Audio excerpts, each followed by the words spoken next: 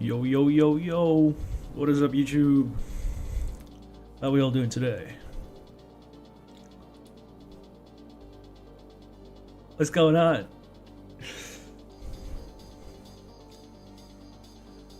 We got a pointy thing on the screen. I wonder what this could be all about.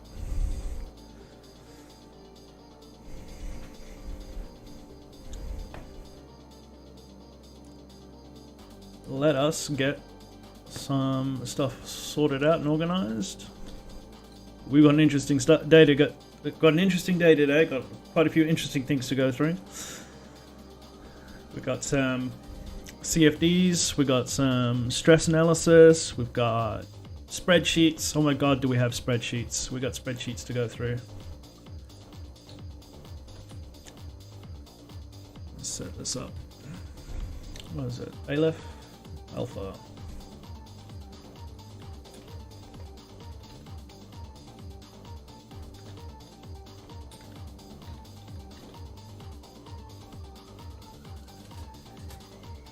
There you go.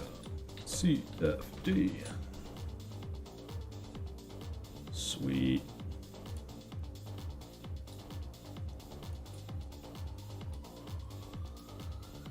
Zip that up. Send it off to Jacob. Grab Discord.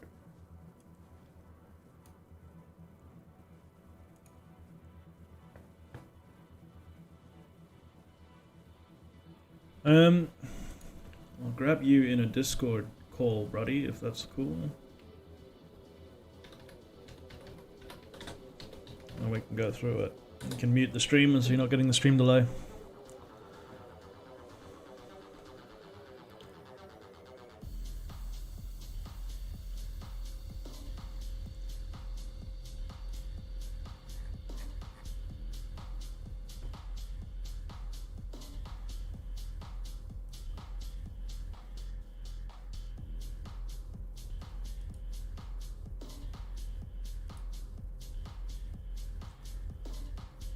Give us a mic check, buddy. Hello. There you go, loud and clear. Yeah, let me just turn my push to talk off so that I'm active for you so you can hear me. Sweet as. Testing. Testicles, testicles. There we go. Alright, so for anyone else watching the stream, we have Jacob here from Alpha Omega Rocketry from Twitter. One of my buddies over there in the rocketry crowd. Yeah, thanks for having me on. Not a problem, man, not a problem. So, you needed some CFD done for your rocket. Yeah, I've been really struggling with just some of the learning curves of some of the softwares, and with winter quickly approaching, I'd like to get a launch in here pretty soon, and I really appreciate all your help with this. Not a problem, man. I've got a soft spot for you, for the rocketry crowd. Let me just adjust this music volume. It's always a bit too loud. Open volume mixer. Let's bring that down a touch. So there we go. It's a bit louder in my ear than it is for the stream, but it's still a bit too loud. Sweet. All right. So I have sent you a zip file with a whole bunch of images, and we're going to walk through them, so that you can learn to analyze and understand CFD results. So I'll just bring it up on my screen here so that the viewers can see. So basically, what I've done is I've run the simulation multiple times at various settings. So I've gone from 10 meters a second velocity right up to 40 meters a second velocity in 10 meters a second increments. And then I've also done 0 AOA, 5 degrees AOA, and 10 degrees AOA. So you can get the drag coefficient in different states of flight depending on the angle of attack. And with this, it's very small, very granulated data set. You should be able to conclude a average drag coefficient, but we'll go through it quickly so you can understand how drag coefficient is affected by different variables like your velocity, angle of attack, surface cross section as well as surface geometry. Like I showed you before, where the first rocket model you sent me was not the best. Where is it? Yeah, with that nose cone, yeah. Yeah, so you sent me this first one, and it had a drag coefficient of 0.33, 0.34. And it's the same rocket, but I just asked you to increase the nose by 30% to give it a bit, make it a bit pointier, you know, pointy end up. And you saw, like, in this image here, this lighter yellow region in front of where the nose cone of the rocket is. This is your bow shock. This is the frontal area of air that is affected by the vehicle transitioning from one position to the next. So this bow shock has a knock-on effect to the air in front of it, and in front of it, and in front of it. And that actually creates a virtual area cross-section of the vehicle that is larger than the actual cross-section of the vehicle. So by changing the way that it interacts with the air going forward, you change that virtual drag cross-section. So if we look at this, the size of this mushroom on the front of it here, and then we open up the next one where you made it a little pointier, you see how much smaller that change is and how massively it's affected the drag coefficient. It's gone from from basically 0.3 all the way to about 0.1. It's a bit low in this one. I didn't have the wind tunnels set up properly. But if I open up where I did get it set up correctly, 10 meters a second, 0 angle of attack, you can see there we're sitting at the same sort of 0.8 efficiency, and that is a much better result than 0.3. For comparison, I don't know if you've seen on my Twitter, I post CFDs from the gliders and aircraft that I design. And you know, a glider has got a much more complex cross section than a tube with a pointy end. And yeah, I get my CFD my coefficients down to like 0.24. So the shape of things really makes a difference. I actually saw that you did CFD through Twitter. I'm like, oh man, maybe this guy could help me, just maybe. And I mean, here we are. Yeah, I'm happy to do so, man. Happy to do so. There's only one way that people can learn, and that's if other people that know something pass on their knowledge. And from what I've seen online through YouTube or just general conversations in forums and on the internet, the understanding of aerodynamics is woefully inadequate, and especially when it comes to understanding simulated CFD and stuff like that.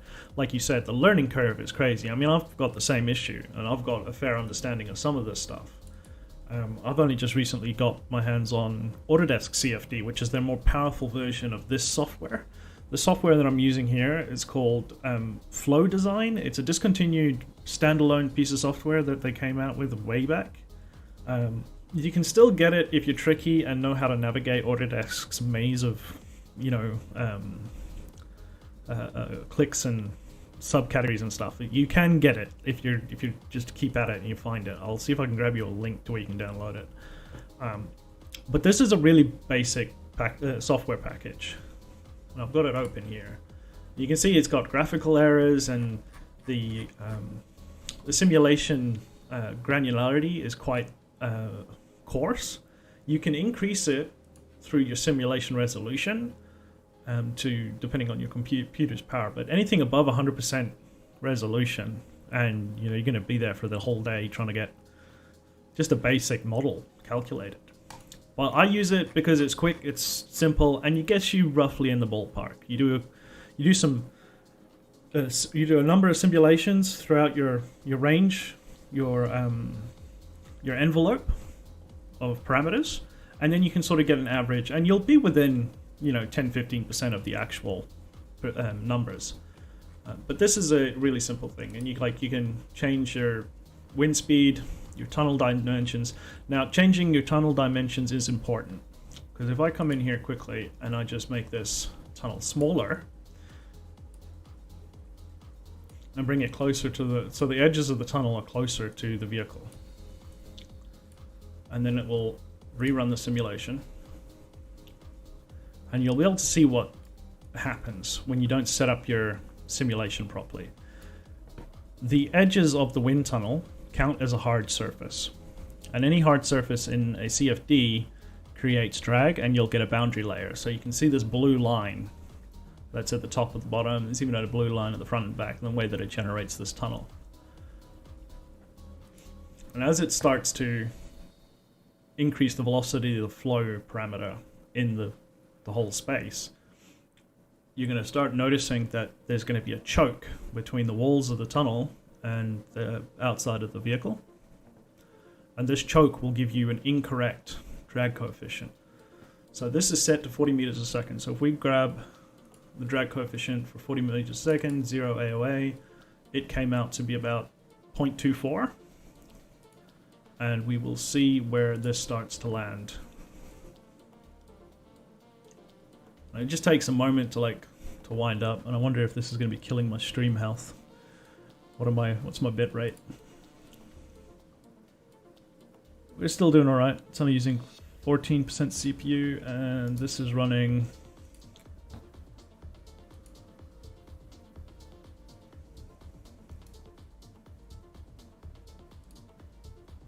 Right, so it's still got some headroom.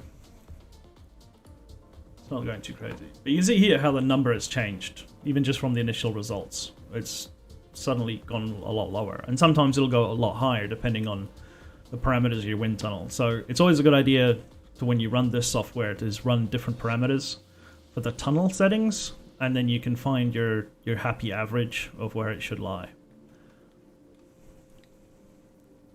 But yeah, so with the images that I've sent you, there's your test range. You can set up a spreadsheet, and you can draw some lines and some graphs, and you should be able to get yourself a nice happy coefficient to plug into your Matlab sim. Yeah, thanks. I'm sorry I'm not able to get you your coefficient of lift. However, you can calculate it from the data I have sent you by looking at your drag force, this drag force in newtons here, and looking at the difference in change of that drag force between 0, 5, and 10% angle of attack. And that should give you, you should be able to calculate your lift value. There's a formula for that somewhere. I'll have to go look for that calculation. Okay, yeah, I would definitely do that. Yeah, and I mean, as you mentioned, like with the different wind tunnel dimensions, I was trying to figure some of this out in the free software SimFlow, and I mean, some of those, they have just a heavy learning curve that it really can mess it up. Like, for example, when you restricted that wind tunnel, yeah, I was falsely restricting it much more than what you have done in that example, and I was getting like, okay, I know for sure that's not what a rocket is supposed to look like. Yeah. Oh, you can see it here. If you look at the color here, it's like this light orangey yellow, and then it's a slightly darker reddish orange yellow at the back, but then in here between the walls and the vehicle, it starts going much more red. This is showing you that you've got a constriction between your tunnels. So you need to increase your tunnel size so that you're not getting, it's basically the same as, what do they call it? Boundary lift? Not boundary lift, ground effect. So, you know, when a plane is coming to land and it starts generating a ground effect, where there's a cushion of higher pressure air between it and the ground as it gets closer to the ground. It's essentially the same thing that's happening inside the wind tunnel sim, is that you're creating a ground effect, but all the way around the rocket, around the tunnel. So you need to increase the size of the tunnel to eliminate that ground effect and get a clean representation of the vehicle traveling through medium.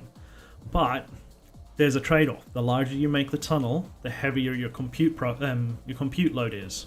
The longer you make the tunnel, because in some aircraft sims, you need to make the tunnel quite long behind the aircraft so that you can look at the vortex shedding and see how that's being affected after the aircraft. Because like I showed you before with the bow shock on the front of the aircraft, you can also change the drag coefficient by the way the air is shed off the back of the aircraft. So decreasing your drag on the rear of the vehicle also decreases your drag coefficient and how it's leaving the air behind it in a cleaner state. The secret to getting the best drag coefficients is to reduce how much you dirty the air, how much you reduce the change in state of air as you pass through it. Yeah. That makes a whole lot of sense. Yeah, I mean, yeah, go ahead. Yeah, anyone who has watched, for example, I'm an auto racing fan. I watch NASCAR, I watch IndyCar, I watch Formula. And for example, Formula, if you were to watch on a nice moist day, the car's going down one straightaways, you can see those vortices coming off the back wing. It's quite fun to watch. And in that, it's creating downforce, which in an aircraft, you're trying to create lift. So it's a very, very similar situation. Yeah. Well, there's quite a bit of difference between vehicle aero and aircraft aero. So the trade-off between drag and downforce is different between the trade-off between drag and lift. In an aircraft scenario, when you're generating lift, you can generate more lift without increasing your drag in clever ways. But when it comes to downforce, it's a far more aggressive approach to generating that negative lift to get your downforce. And they end up, in a lot of cases, producing a far greater amount of drag on the vehicle, which cuts into their top speed, which they don't really care about, because where you're going to make the most gains in a racetrack is on your downforce through corners and corner handling, and creating traction for the wheels to accelerate and decelerate. Now, they found this with, was it the Koenigsegg? One of the newer Koenigsegg models. They released the Koenigsegg and it was really fast, but they wanted it to go faster. So they released the new 350-mile variant of it. And it's the same vehicle, but they changed all the aero. They reduced the slope on the spoilers. They took the rear spoiler off completely and just put two vertical fins to stabilize it going forward. The scoops around the front bumper and stuff, they reduced the angle to be more straight. If you go look up that Koenigsegg, I forget the name of it, but if you go look at that and you look at the difference between the previous model and the high-speed variant, you can see that they've actually taken away a lot of their downforce so that they can gain top speed aero.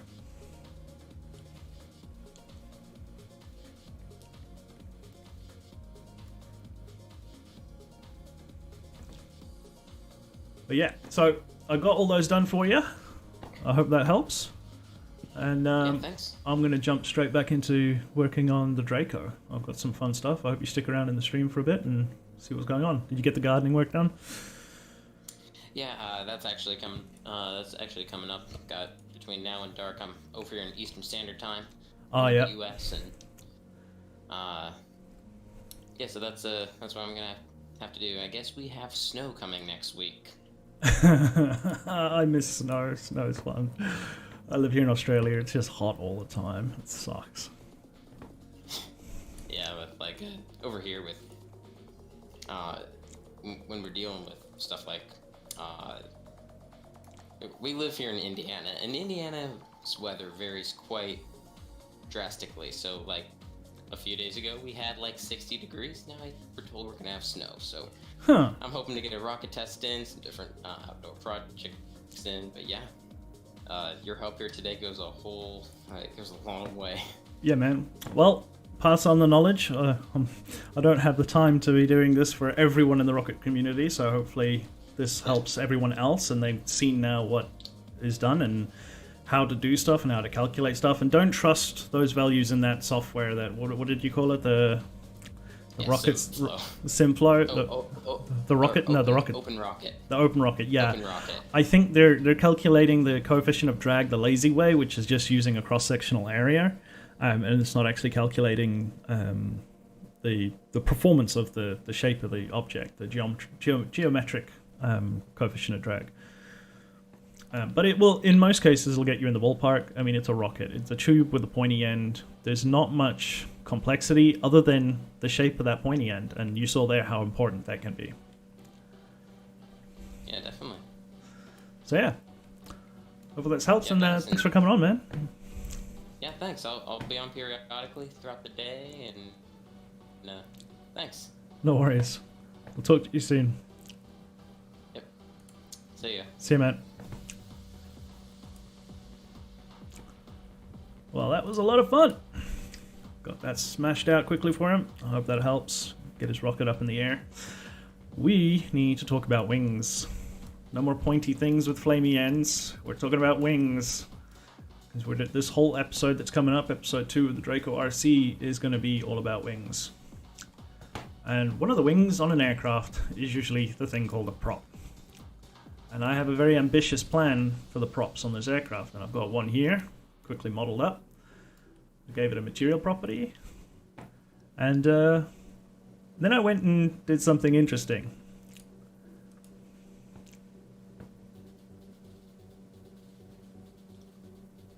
How are you going, Carmelic? Yes, we are doing RC Draco. I was just helping one of the community members in the rocketry Twitter rockets work on some CFD stuff. But let us have a look at, if I can bring it up, where is it?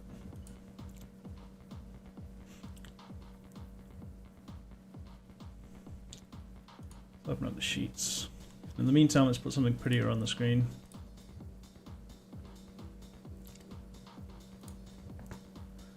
Let's have a look at the wing, where I got to with the wings.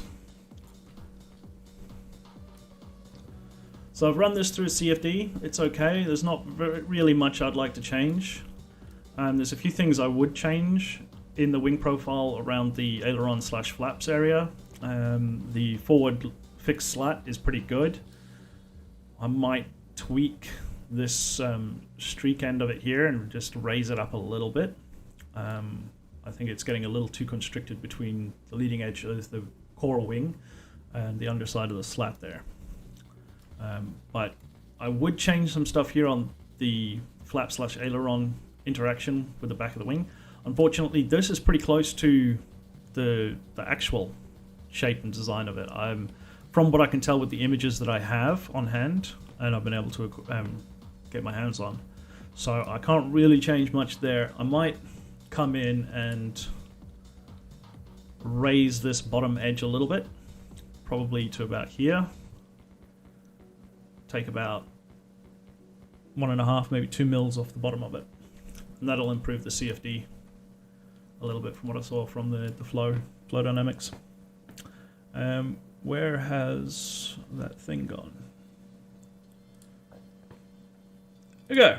The spinny thing explodey graph.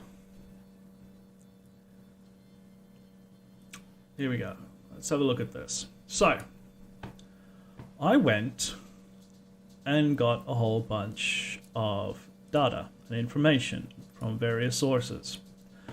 I went and had a look for information on props for scale aircraft of this size. And for large-scale aircraft with prop sizes of about 20 inches, we're looking at around 7,000 RPM, 6,000 RPM, and I've seen a number of a max of 8,000 RPM. So my ballpark range, we're looking for about 6,000 to 7,000 RPM. Where else? I also found, if we open up some reference material, Garner model propellers.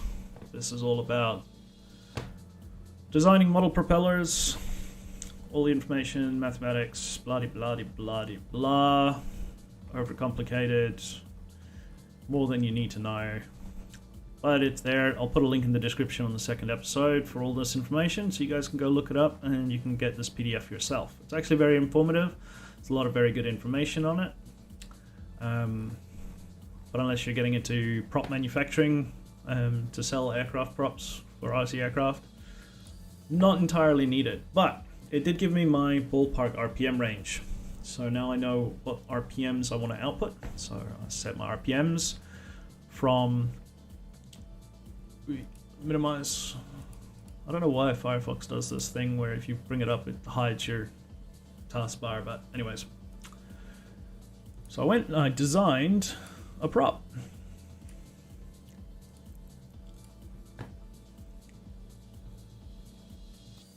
Yeah, turbo prop Wilga. Sorry guys, I keep missing the chat. So if I don't get to you immediately, I do apologize. Yes, I will be building a actual working variable pitch prop hub on this electric RC Wilga. We're aiming for about a 2.2 meter wingspan, so it's going to be a large scale RC aircraft, and I'm going to try and be as faithful to the Wilga Draco to Mike Patey's Draco as possible. Go check out the first episode on my YouTube channel to get all the details on the design parameters that I'm going with. So yeah, I designed the prop, and the great thing about Autodesk Inventor is you can set a materials property, and because we're going to be using 3D resin printing for a lot of the parts and everything on this plane basically, there are resin material properties you can choose from in Inventor. So I applied basic acetyl resin. It's not quite the same. I will at some stage, when I get a hold of the resin that I will be using, I will get its specific gravity when cured and hardened, and I will also look at getting some material properties, see where its shear forces are, deformation forces, and that in megapascals, and actually create a material for it in Autodesk Library so that I can get more accurate simulations on it. So I went and opened up the properties of the material, physical, and you can get the weight of this object as you've designed it, and it's roughly 36 grams, which is not bad. It's pretty heavy. So with the weight that I now have, I can chuck that in the table, and we can see what the centrifugal forces are on the prop at different RPM. And if we're aiming for about the 6,000-7,000 RPM range, we're looking at an ungodly number to contend with. So coming back into Inventor, I can open up a stress analysis. Now this is a very broken way to test this. I do not advise testing it in this particular manner. It's the easiest way I could quickly knock it out before getting too complicated with the design and with the simulation parameters. But basically all I've done is I've come in and said, right, this surface here, I want to constrain it. It doesn't move. This is going to be attached to the bearing that'll be in the hub. So everything beyond this point is being constrained by this surface. I also have a 5 mil hole traveling through the whole prop, coming to round about, let's have a see where it is, with hidden edges, to about here. So this is A, to reduce weight, B, I will be inserting a carbon fiber rod, a solid carbon fiber rod, all the way to about here on the tip. This is to improve strength. But I've run the stress analysis with this by itself, without the carbon fiber rod. And if we look at the report, at the simulate analysis, let's run this and see what it does. Set it to actual. Nothing.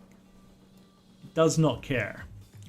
There are some minor stresses down the bottom here. I can change the shape and geometry of this a little bit to contend for that, but all in all, it does look viable that I can 3D resin print my prop blades and not have them explode at 7,000 RPM. So I'm super happy about that. That's going to be awesome. So now that I know that that's all good in the hood, as they say these days, we can move on. So this wing is done until I start designing the gear assembly and the planetary gearbox and assembly for the motor on the aircraft, and actually get into the nuts and bolts of how the variable pitch prop system will work. So we can get back to working on the actual wing. Let's just save and close this. And I think the best thing at the moment will be to go straight into working on the leading slat. It's the simplest part. There's very little I need to change with it, as it is. And if we look at my reference material for the leading slat, where have we got some nice pictures? What a real nice close-up shot of it somewhere.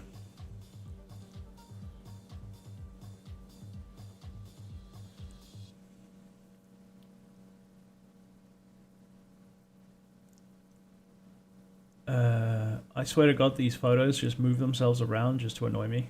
Where the hell? Where's it gone?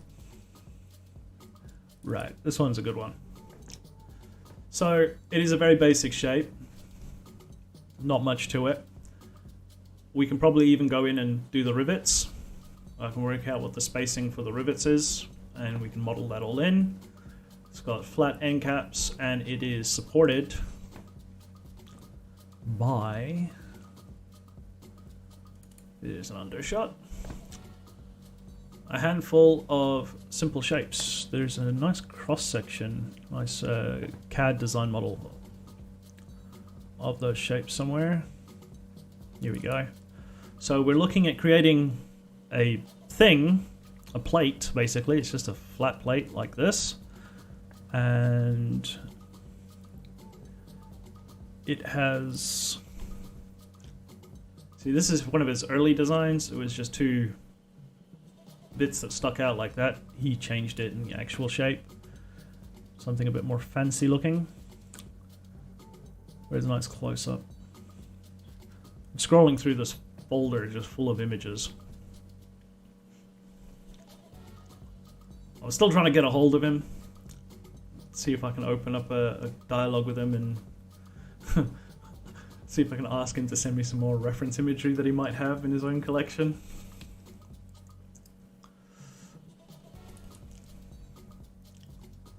Yeah, that's a better image. So yeah, it's just a plate. It curves around the bottom of the leading edge of the core of the wing, and it's got 1, 2, possibly 3 bits that stick out and connect to the slat. I think this might be a large flat surface area on the looks of that. Probably just made out of carbon fiber. So when I designed this, ooh, that's interesting. That looks like a end plate. Yeah, it probably is an end plate. Where's that close-up shot gone again?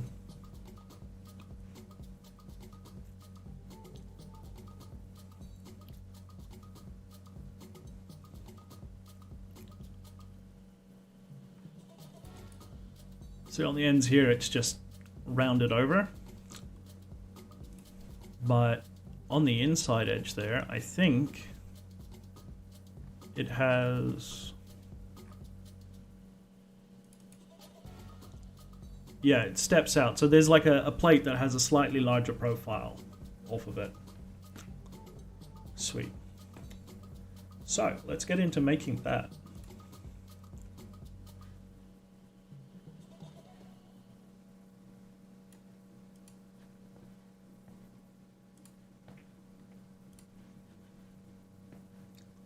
A lot more clear to see there. It only just steps down a bit on the inside, on the underside.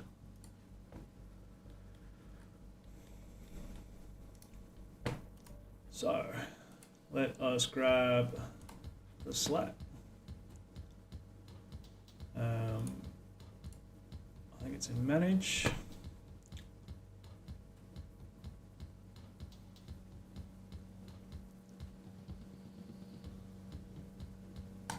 Make part.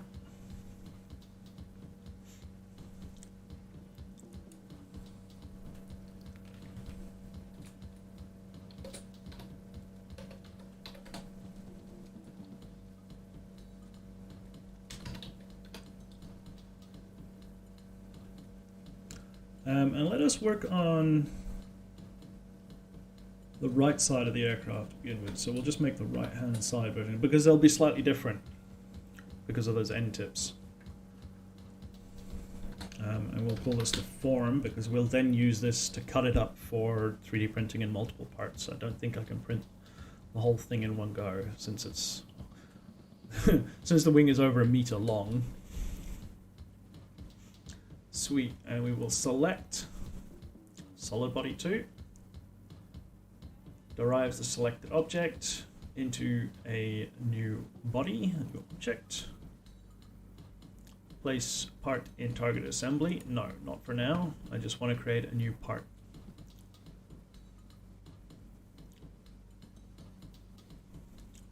Okie dokie. There we go, we have a new part, new assembly.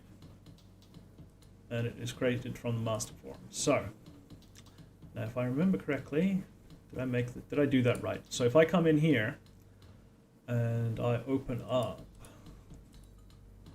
the slat sketch,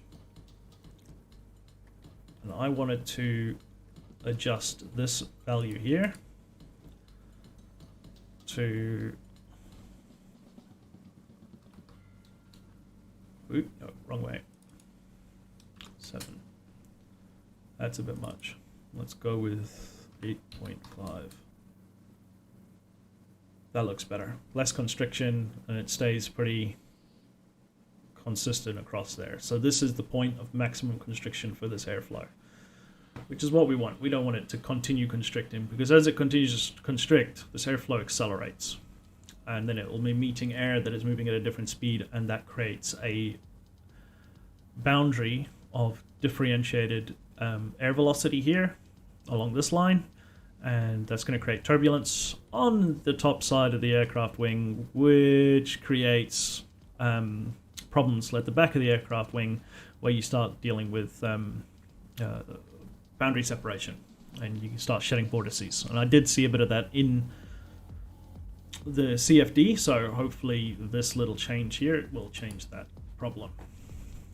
Because in the CFD, I was starting to see vortex boundary shedding or boundary layer separation around about here. So this whole back section of the wing was basically in a state of minor stall the whole time. And I don't mean stall as in short takeoff landing, I mean stall as in, oh shit, the wings are no longer producing lift. So we've changed that. Let's save this. And if we open this, we can now update it, and it changes. So this is a completely separate part file, and I can make changes to it from this master form.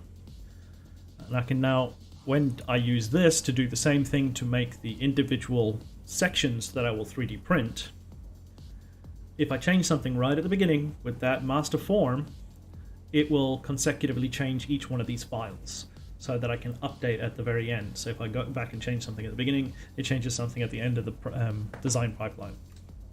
And that looks a lot better like this now. So next up, it's too heavy. It's way too heavy to be printed as a solid piece. Let's make it less heavy. So first option, can we just make it hollow? Yes, we can. 1mm wall thickness is more than enough. I am happy with that. Unfortunately, doing that also makes it very brittle and weak, so we need to put some strength in it. This front edge of the aircraft wing is the first thing that will make contact with anything, so I'm very tempted to put a carbon fiber rod through the whole thing. So if we're working on the right side of the aircraft will be in the middle here, and wing will come out here. I would want to make all the access points to put rods and stuff throughout the middle of it, because it's going to get stuck together, so I don't need to mess with any of the ends. But what I will do is on this end is start a sketch, project the geometry, and I want to create that little plate that he had going on. Yeah, we won't use that one. Let's create a sketch constraint between this one and this one. Create a circle on this line, like so. I want you to match up with this edge. Thank you.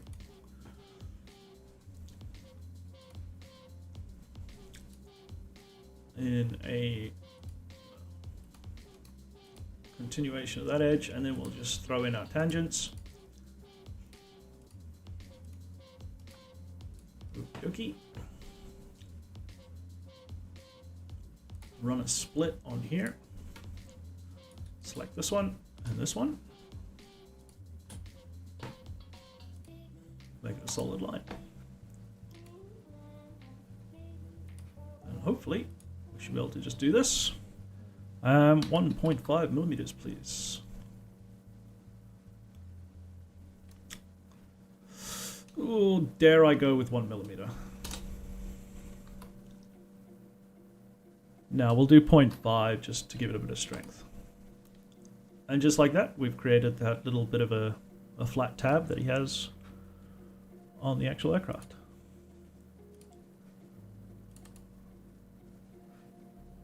Just in the inside here. It's very hard to see, but it's there. It also looks like there is a upper surface edge. And you can see where each one of these connection points is located. Which is good to know. It seems to be every midway between the rivets.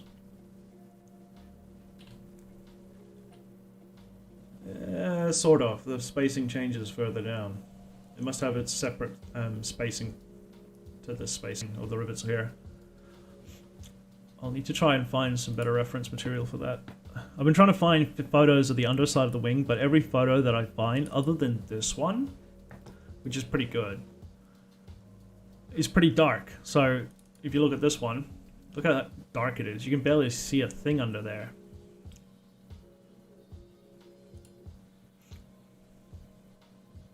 This one's a much better one. And if we look at where... This is the halfway point, because you've got your flap here and then the aileron. And if I look at... Where's that top-down image I've got? This one. It's very hard to tell, but it does look like there's... You say that's 2/3? Maybe 2/3? It's not quite half. This is the delineation between the flap and aileron. So if we look at this image and we say, okay, this is where the flap ends and this is aileron, and it's a bit skewed because of perspective. This looks like it's smaller than this, but it's the other way around.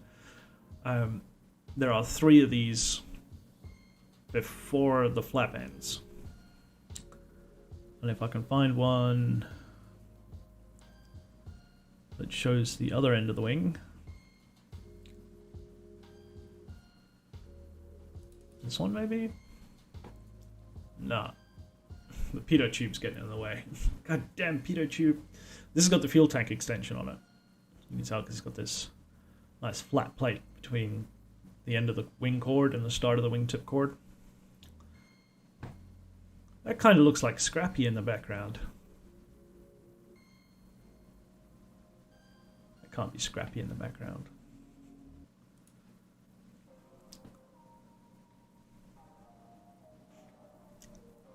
So let's say 3 before the flap and then 3 afterwards, so 6 in total.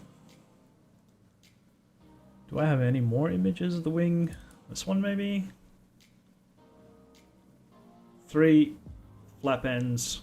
And it looks like 2, so 5 in total.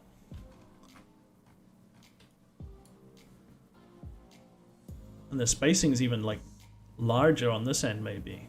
I don't know, it's hard to tell.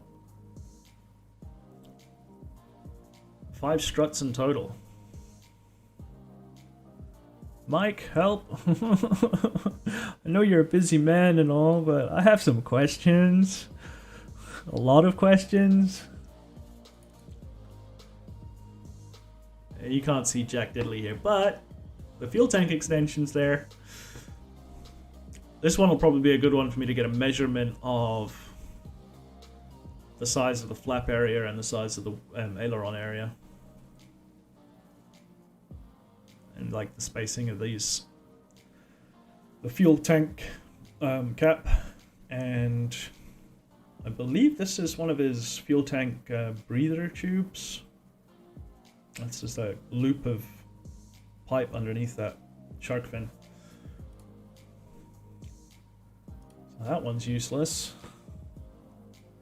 Have I got any other ones? Nope, it's too close up.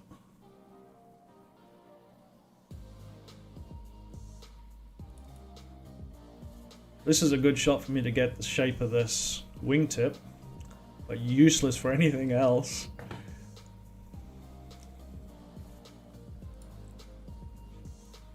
It is a real pity that this one is such a low resolution image, because this is a great shot. It's nice and lined up.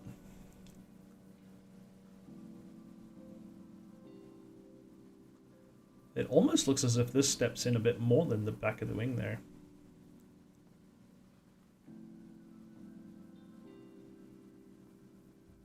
Oh well.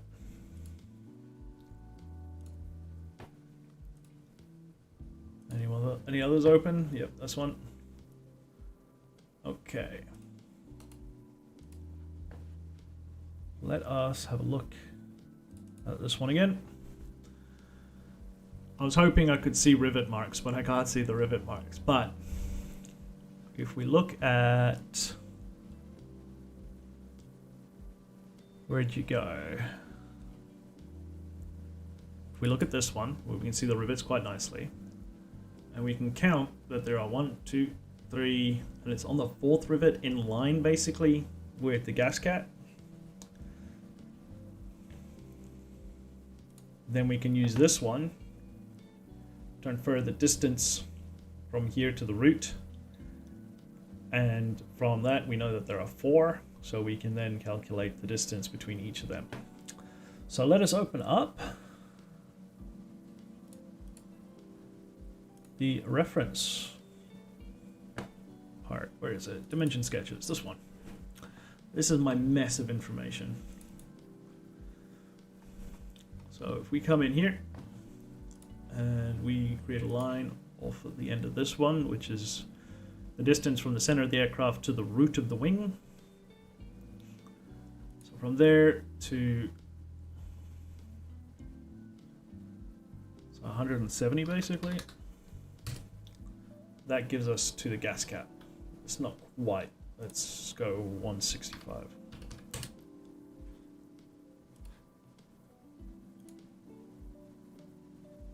Yeah, that's spot on. So 165, but we have a different size here.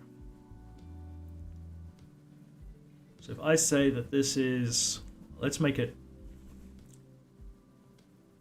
5 mil shorter. We'll come back in here. We shall grab the slat extrusion and we will make it 965. That's going to make it shorter. So this whole wing, because I'm working on this one on the right side of the wing, on the right wing, sorry, it is extruded from this end. So this form is calculating the wing chord length from the chord tip, not from the chord root. It's a backwards way of doing it, but because, like for instance, the flaps and ailerons, I need to have this also to be shorter. If we look at this, they also come in another 5 mil as well from the root of the wing. So the wing chord, the wing core itself is longer than either the ailerons or flaps or the slats. So it makes sense for me to design it that way so that I've got more control over the way it's positioned. So updating this, that should come in. Boop. I don't know, 5 seemed a bit small for me. It looks alright. So we also want to make this end here nice and smooth because it's got a nice rounded looking edge to it. If we look at, we can close this now.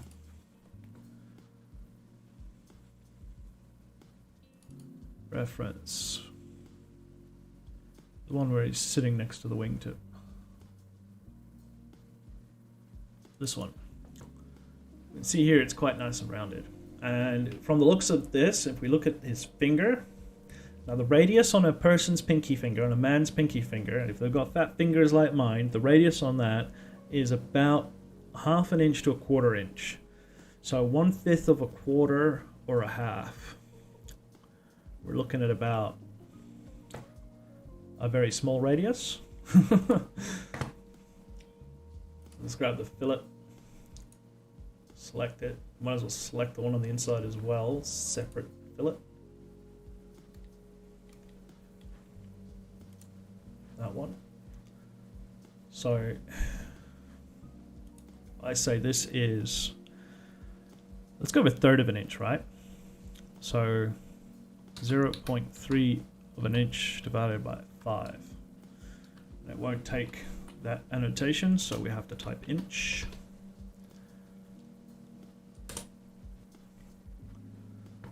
Sweet. So it didn't change much. So it is about 2 millimeters. 1.5. Yeah, that looks better.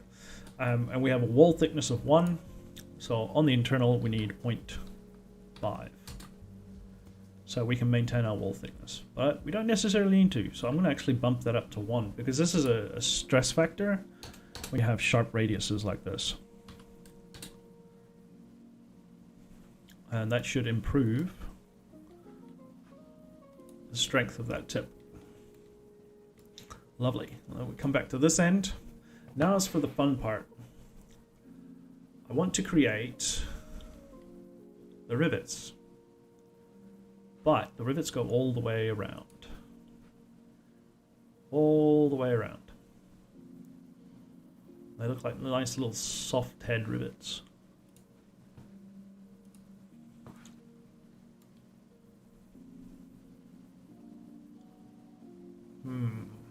How to.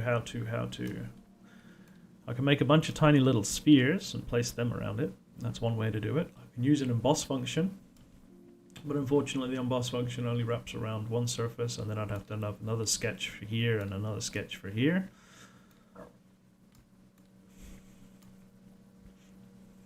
Or we can go the super duper easy way of doing it.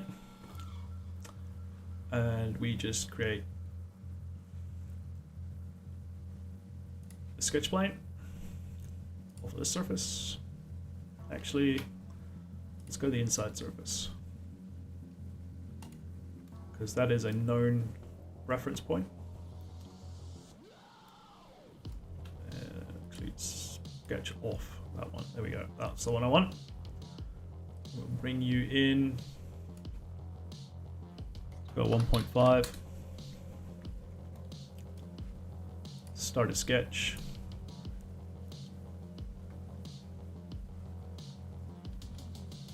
Hide the work plane. I hate seeing work planes. Let's switch to wireframe mode so we can see what we're doing.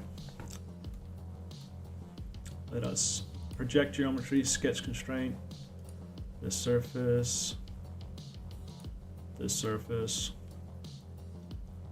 Actually, there's an easier and quicker way to do it. We just use project cut edges, and that will give us all geometry that is cutting that work plane, or that sketch plane.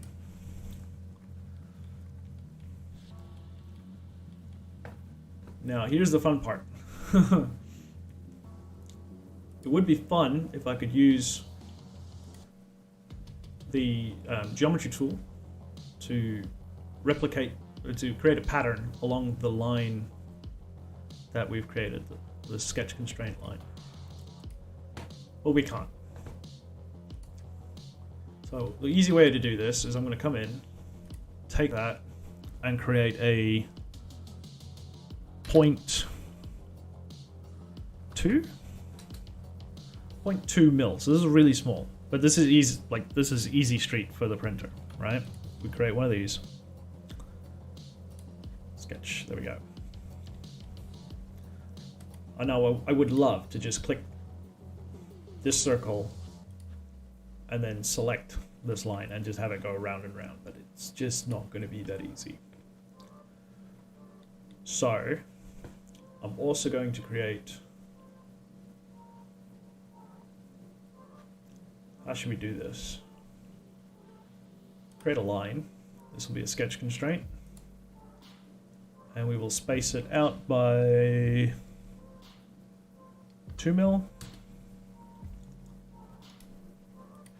Let's have a look at that photo. Where'd that photo go? Not this one.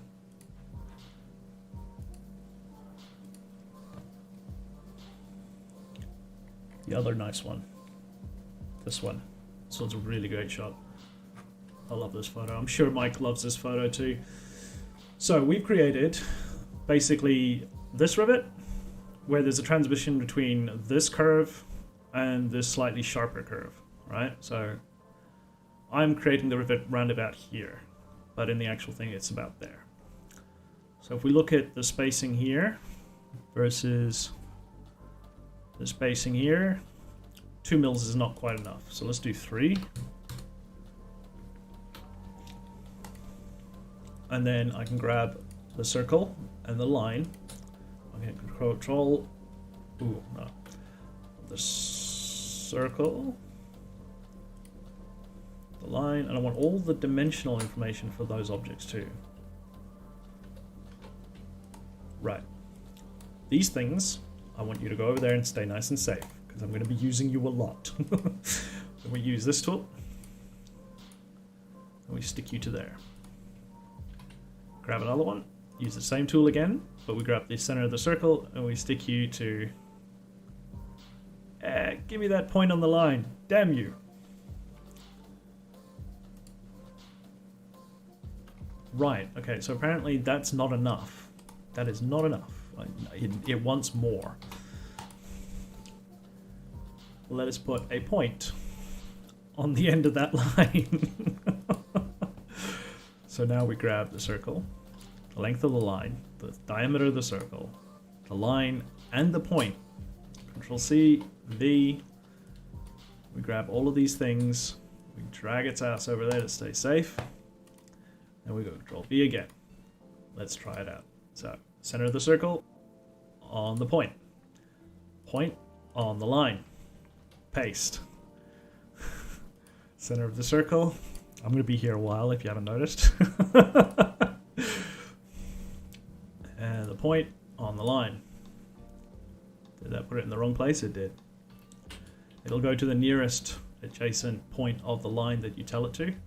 So let's drag it around there. At the point. This is the worst way to do this. Can't think of a better way to do this though, without it just looking shit. Alright.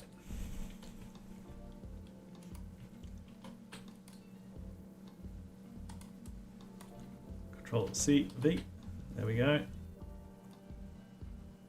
Drag all that down here. And before we get any further, just with these ones that we've done now, let us snap that point to the line. Okie dokie. Ooh, that's bad. We don't want this line.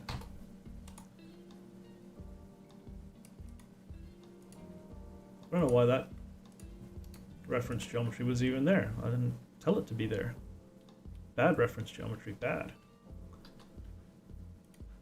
Alright, finish that sketch. We'll hit save. Right, we want to extrude all these tiny little circles.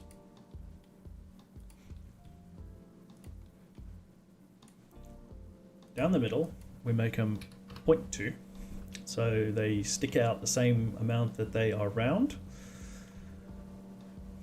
Hit OK, and then we grab the fillet tool and we set the radius to 0.1. Ooh, before we do that, I need to actually change one setting in here. This is the only way this will work, is if you hit this button now, we make this separate geometry. So these are now individual cylinders that are not the same geometry mesh as the rest of the wing. Then we come back with our fillet, set to 0.1, select the edges of the cylinders. This is how you make spheres, by the way. One of the ways you can make spheres. Another way is to use the revolve function with a semicircle. Click OK. Let's go to realistic. Those look like rivets to you, don't they? They look like rivets to me.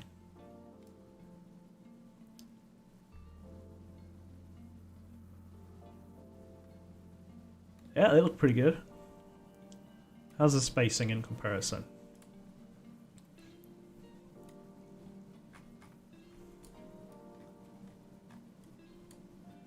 Oh, we could do with making them a bit bigger. They're a bit too small. But the spacing looks about right. Yeah, we'll make them bigger. Come into the sketch. I should be able to just grab one of these. They should all be the same dimension.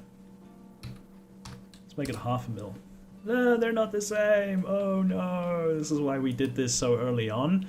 Because if I had gone around and put all of these fucking circles around this whole fucking thing and then decided they were too small and came back to change it. Oh god, oh god, oh god, oh god. Okay, so all of these 0.2 diameters. These here, they can go away. And that one can go away. And what we will do instead is grab this tool. We'll go, this circle is the same as that circle. This circle is the same as that circle. Oh, this is so laborious. But, you know, these are the things you got to do sometimes.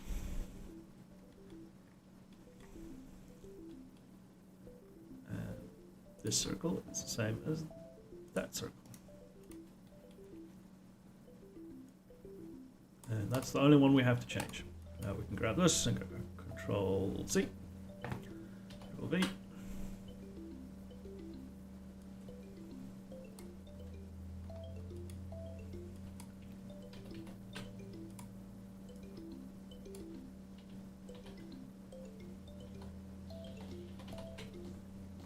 Make a bunch of them and start stitching them to the surface.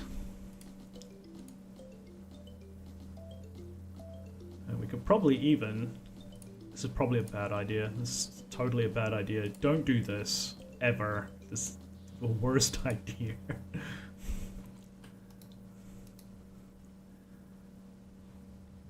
This is not going to work, this is not going to work. Why is it working? Why is it working?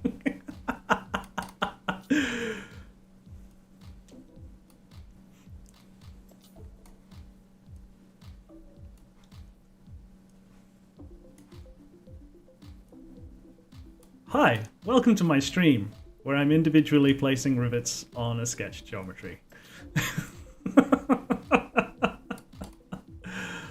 Oh, the things I do for entertainment. Entertaining myself, that is, not you guys. This is probably the boringest thing on the planet for you lot. I find this hilarious. I'm a little crazy.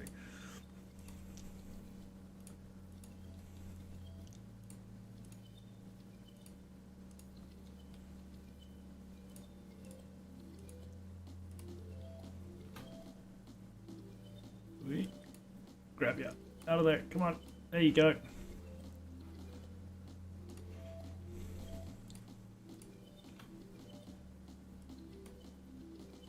Whoa, are we sticking it to the wrong... Yeah, we are. Yeah, we are. We're sticking it to the wrong damn thing again.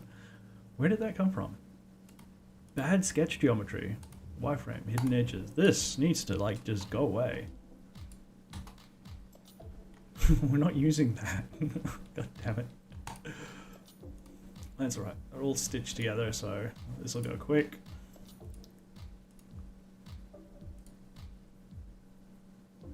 You gonna fall on that one? Yes, you're gonna fall on that one. You gotta be careful when you get to the edge of a curve and you can't decide if it's gonna be on this side of the line or this side of the line, because if you put it on this side of the line and it falls on the other side, it'll actually end up embedded where this curve would have gone if it had continued. But this is pretty close to a perfect circle, so it's not a massive issue.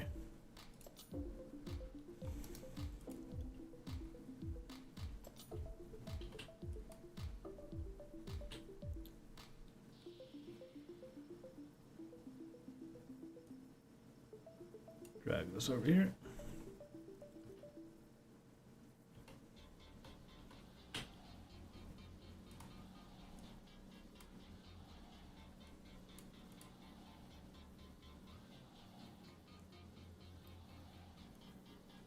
Wait, no, don't do that. So it didn't copy over the equal constraint for all of these. God damn it. So don't touch any of the circles. Do not touch any of the circles. It's so hard to grab the points sometimes because the sketch constraints pop up right over the thing that you're trying to grab and you end up grabbing that instead of the point that you're trying to grab. That's so annoying. I wish Inventor would fix it. Autodesk wouldn't fix that, but they don't, and it's annoying, and it can die in a fire.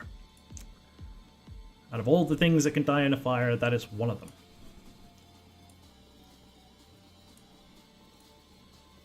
Whee! One of them went somewhere. There we go. Let's grab it. Out you come. There you go.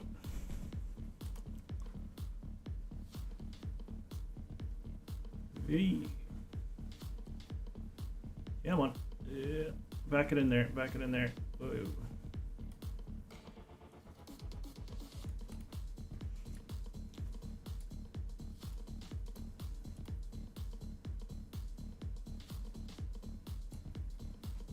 Alright. Let's stitch them on. It's going pretty quick. I thought this would have taken longer, but I'm getting less grief than I expected. See, people call me a pessimist, but that's not true. I'm highly optimistic that shit is going to go wrong all the time. That's not pessimism. I'm optimistic about shit going wrong. I'm highly confident about things never working right. Right, and we can update this fillet. We went to 0.5, so we need 0.25. Ooh. Which ones didn't want to do what I wanted them to do? Oh, that's right, because the extrusion also needs to be increased to 0.5. There we go. Now we can grab the fillet. Wait, I want spheres.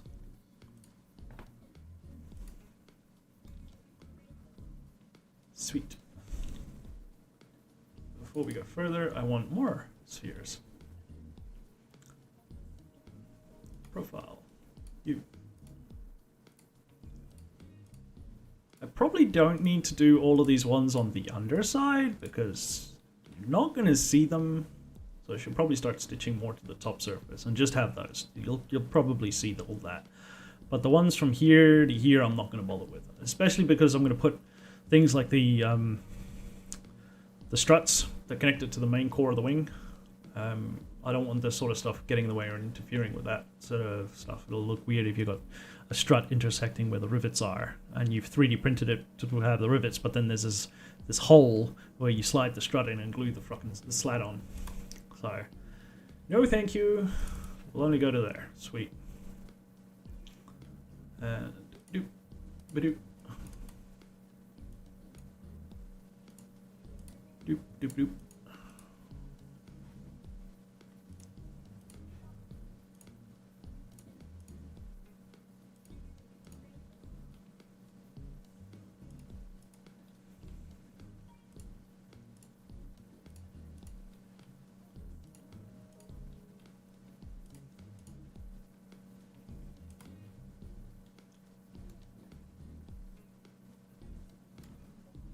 You know what I just realized?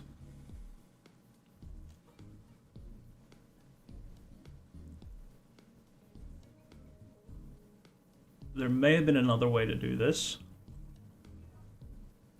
but I highly doubt it would have worked.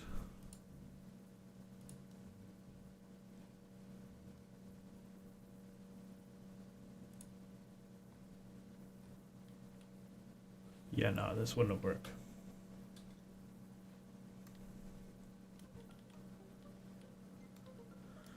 If there were more options for these shape generators, then it might have worked, but no, it wouldn't have worked. Thinking out loud. Let me just constrain my rotational axis to here. Sweet. That makes life easier. Alright, let's get back in here. Do this. Now, to make my life even easier,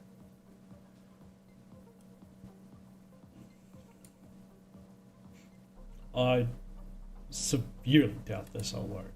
No, I don't. That's asking for too much, Chaos. You're asking for too much.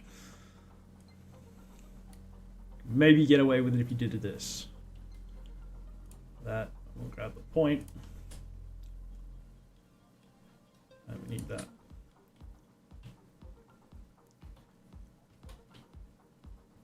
Yeah.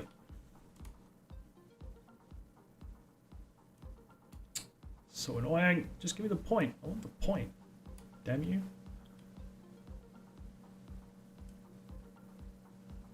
It's working. It's working.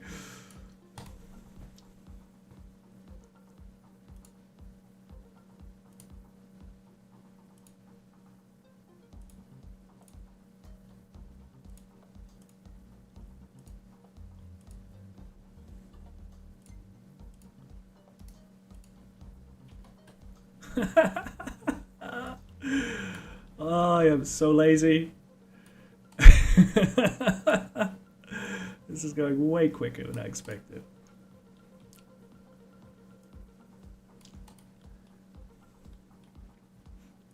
Making rivets.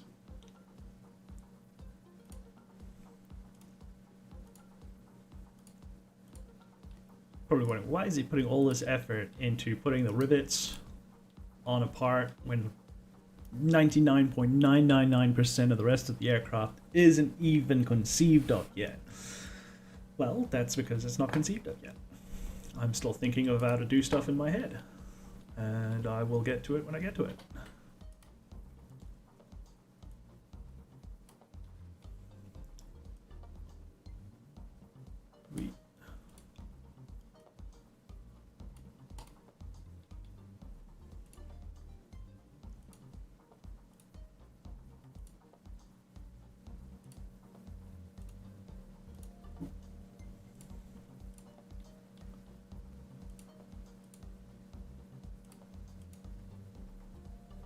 One more should do the trick. One more should do the trick. Maybe one and a bit. One and a bit.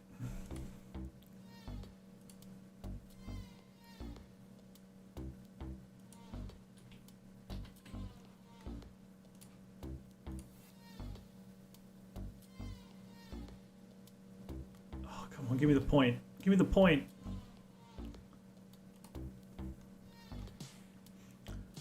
Yeah, if Inventor's like being a doofus and not letting you select something, just hold your mouse over it for a moment and a drop-down menu will appear that shows you all of the things that are under your mouse, so you can select what you want.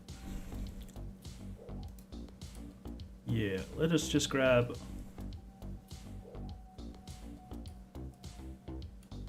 two more. And the line, I need the line, that one, yeah. And the point.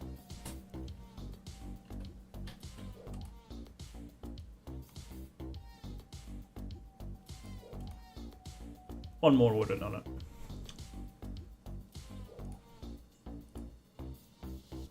Oh, don't do it again. There you go. Sweet. I like this song. It sounds like PVC tubes and jandals. Boom, boom. There's a band, a Kiwi band, a New Zealand band, that makes music using PVC tubes and flip-flops, you know, jandals. And they've got like these PVC tube accordions, so these like just like what? Yeah, not an accordion. What do they call it? They got them in churches. The keyboard and the big pipes, pipe organs. Well, yeah, they got like these pipe organs made of PVC tube pipes, different sizes, diameters, and lengths, and then they smack them with jandals, and it makes this sort of sound. That synthy boom sound. Boom, boom. Oh, you can delete that. Sweet. In a sketch. Extrude. I know I'm super lazy. And because we have no other solid sketch constraint, everything is a sketch constraint except for the circles, which are sketches. Select profile, click and drag. Are we missing any? Get them all. I think we got them all. Oh yeah, yeah. And then if we go to the fillet tool, and we go to this side, the front side, we can do the same trick. But we have to be careful not to grab this line in its entirety. So we click and drag from left to right. We'll select things that are totally contained within your selection box. If you drag from right to left, it will only select it'll select everything that touches the inside of the selection box. So let me show you. If I go like this, at the moment the only complete sketch lines that are inside the selection box are those cylinders. The other lines, these long lines, which I can't really show because my mouse is creating a selection box, shouldn't be selected, but it has selected, so I can just unselect that line. Because that line went from here, I think. If you try and select it like that, it shows it's longer, but that's weird. Anyways, it selected them all. Sweet, we have a bunch of cylinders. Whoa, where's the camera going? Stay over here, please. This is where I'm working. Thank you. Technical illustration. Yeah, those look pretty good. I mean, they stick out way more than the actual, like, rivets, but, you know, creating flat cylinder planes on the surface of this all the way around is not something I can do in a reasonable amount of time without going completely insane. So I'm not doing it. While we're here, let us grab the fillet tool. Let's go to 0.5 and just chuck a fillet on that edge. Tidy it up a bit. Sweet. That looks nice. Now, we can move this fillet all the way over there, so it's out of the way. Let us open up our sketch dimensions constraint. We have shortened this by 5. And then the rivets are in by 3, did we say? Where's that work plane? 1.5. So total of 6.5 is our what we need to subtract from this 165. So that takes us down to 158.5. Yes. So that's the total length of 4 repetitions. So if we come in here, yeah, that's cool. You're happy days, yeah, cancel. We go rectangular function. We select the extrusion of the cylinders and their fillets to make them spheres. We select a line on here. We go the other way. We're going 189.5. And we want a total of 4. 189.5 divided by 4 will take us to there.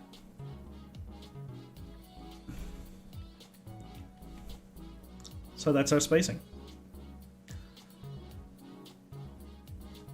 Now the total length that we have that we want to put rivets on. So I want to get this number so that we can do this properly. Where is my calculator? 188.5, not 189. Divided by 4. 47.125. So let's just say 47, call it a day. And we want to go to the end of the wing, which will probably be... Wow. 23. Nope, 21. You see now, we're not quite reaching that end point there. So if we put in that 0.125, it does jack all. So let us say 52. Too much. 50. Too much. 49. Too much. 48. Perfect. So spacing of 48 millimeters and 21 iterations, we get rivets along the leading edge slab. How cool is that? I'd say that's pretty damn awesome. Let's go to realistic view. And let's make it look like it would do, which would be aluminum.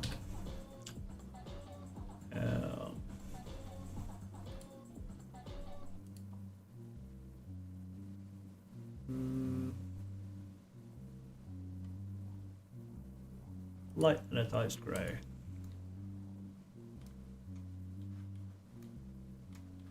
Still think those rivets look a little bit small.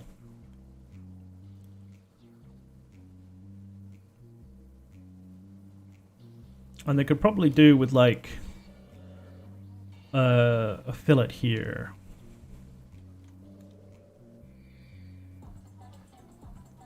Yeah. Should we make them a full 1mm? Let's make them a full 1mm. So let's take that away. Let's open it up. Let's go inside. Now we have an issue because it didn't remember all of the information, all of the sketch constraint information. So, wireframe with hidden edges. I don't want to look at the left side, I like the right side. Because it's the right side to make a sketch from. Let's delete all of these ones. We're going to confuse the matter. Grab the equal button. You are the same as you. You are the same as you.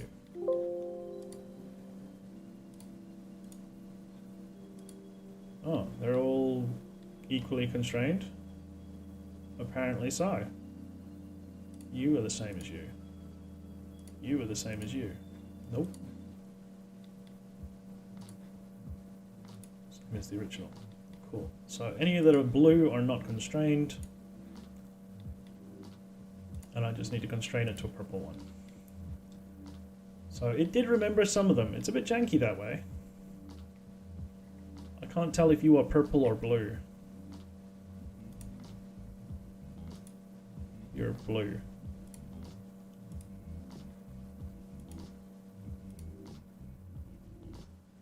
I clicked the wrong edge. Yeah, no. No. I do not need to rivet that side. You are blue. Probably really hard to see on screen what colors are what. I don't know why. Let me just quickly make an adjustment. Options. Colors.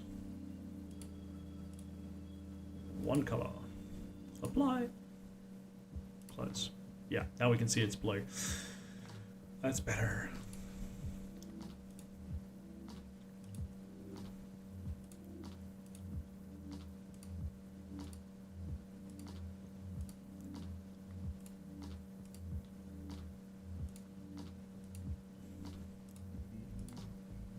Right. Any blue circles anywhere else?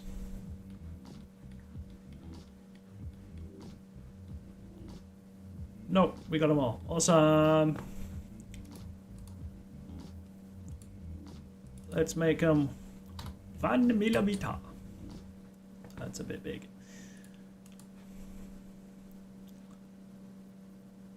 Extrusion. Now, let's be clever about this. That 1mm dimension is in here. This one here, sketch 2, 1mm. It's the only 1mm dimension in sketch 2. All of the rest are 3mm. These are the line lengths. So that is D7, right? So if we come into extrusion, we want this to be also 1mm, the same size as the diameter of the circle. So we will just type in D7. Click OK. That changes the length, and then same with the fillet. Now the fillet is a radius, and a radius is half the diameter, so we will say D7 divided by 2, and that will create our spheres. Fantastic. So now, if ever I say, okay, that 1mm is actually a bit big, let's try 0.8. Changes all the circles, finish sketch, and it automatically updates both the extrusion length and the radius at the same time. Happy days. We are awesome. This is the best day ever. Fantastic. Ticker tape parade. Now, before we come back to this rectangular pattern, it didn't quite look right where they just sort of intersecting the geometry. So I want to first run a combine function on the wing, and I will select solid body 2, which should be all of the circles. Tool body base 1. Tool body is solid body. Why are you being a pain in the butt? Wing. Tool body should be... Can I select the circles, please? Right, now that makes them all the same happy days. Fillet. We come in and select.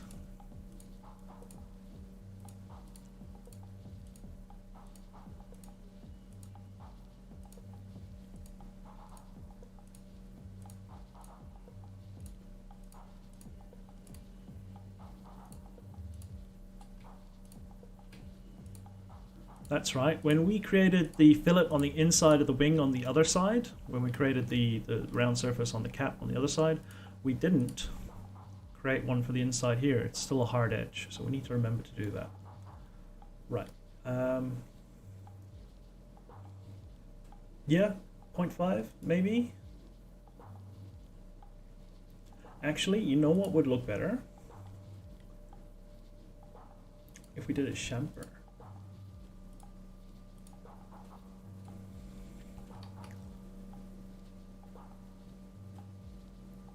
That will look a lot better, I think.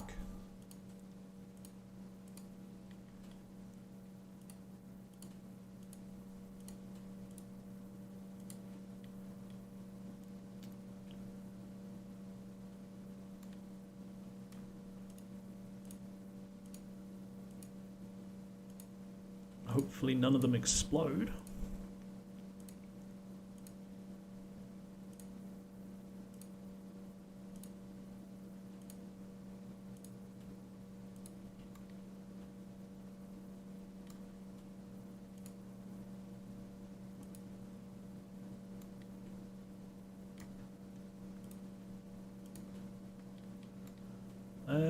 I think 0.5 is maybe a bit much.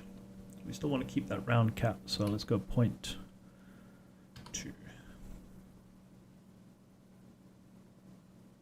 And it goes, what the hell do you want me to do?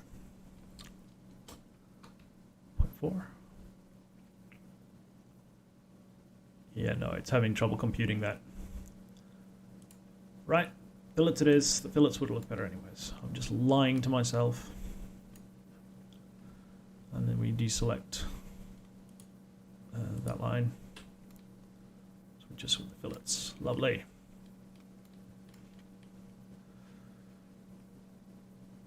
Yeah, we'll go with 0.5. Why not? Click OK. Ooh, some of them did not want to play ball. Which ones? That one, which is right on that edge.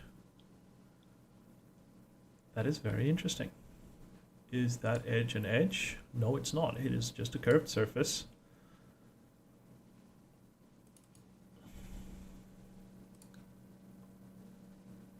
You shouldn't have a problem, buddy. Apparently it has a problem.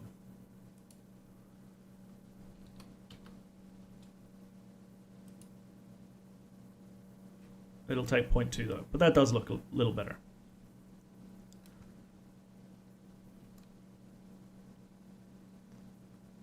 Right, they're a little exaggerated because remember these are like 1 millimeter in size. This is going to look tiny in real scale. I mean, we're looking at that size, no less. They would look like that. Yeah. All right, now we can come in and we can grab our rectangular. What did we say it was going to be? 48? Because we deleted it. We shouldn't have. We should have left it alone. Features. We want extrusion through to fillet and combine. Direction. That way. Other way. 21. I said the other way, mate. And 48. Yes.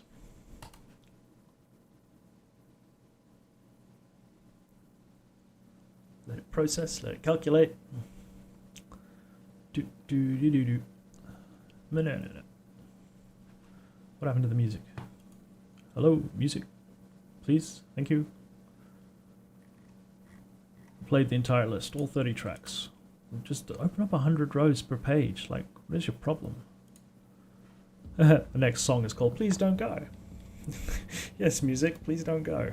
Right, let's have a zoom in and check we have all fillets and happy days and no shenanigans. Because Inventor loves shenanigans. It's like its favorite pastime.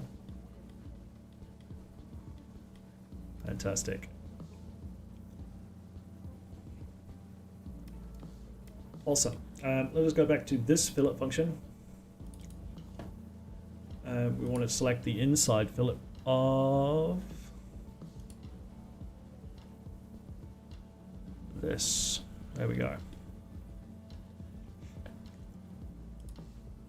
Click OK.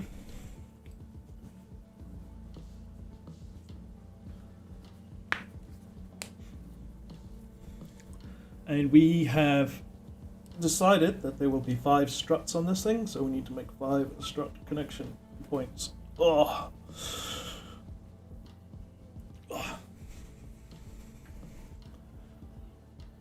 So I need to run to the bathroom first, so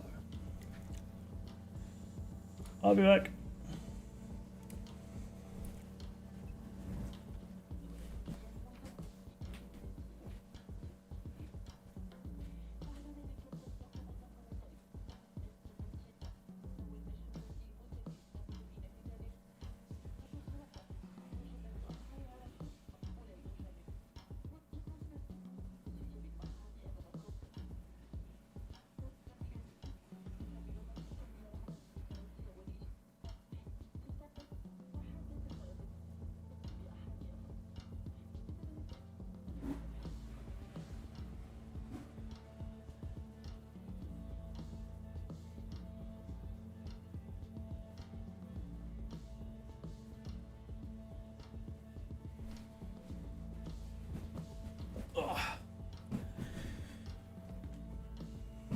And I am back.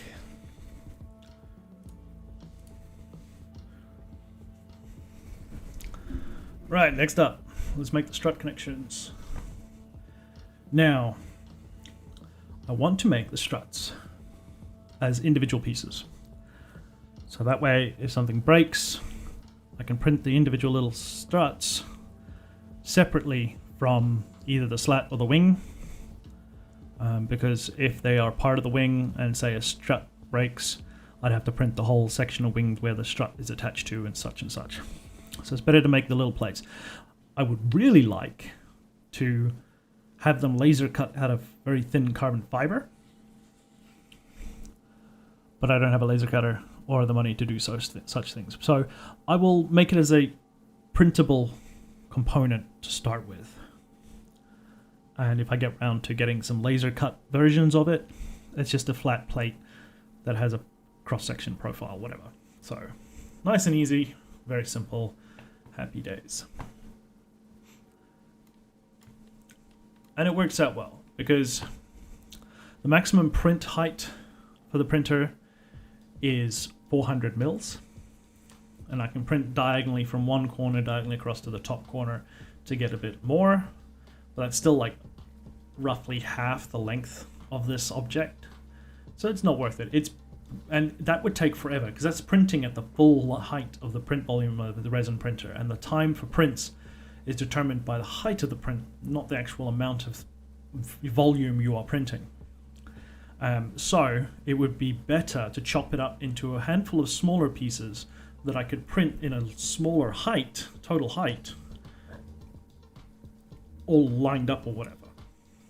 And it's better for them to be printed lengthways so that the print lines run along the length of it rather than staggered along the length of it, because that's where the layers are bonded through each layer. That's where you get weakness. So it works out better to print things slightly diagonally to distribute those print lines across something. And it makes it easier to finish it. But there should be very little finishing required at the end. It'll be pretty much print, remove the support material, paint, maybe do a bit of sanding where the support material was, and that's about it. So, I will make the struts sit in between the separation point for each of the sections. Or should I? Because at the ends, the two on the ends, then I'll be printing little tiny end caps. And I don't know if I want to do that. It makes sense though if I'm putting a carbon fiber rod through it to have little end caps. That'll cap the whole thing together. And then I use the same resin that I printed it with as your glue, basically. I just put that end cap in a little bit of the resin, so I coat that surface, the bonding surface, stick it on the end, hit it with a UV light, and it's all one piece. Oh, I'm so excited for this resin printing. You have no idea. How did the stocks do? Whoa. Damn, I should have sold it back up there.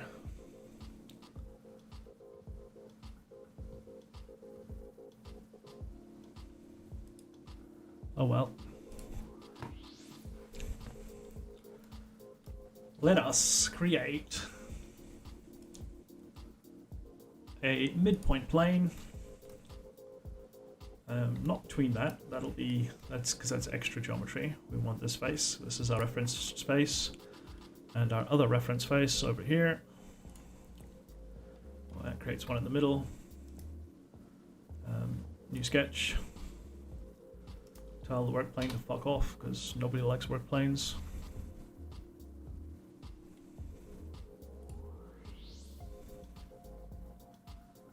And wireframe with hidden edges. Project geometry. I want a circle.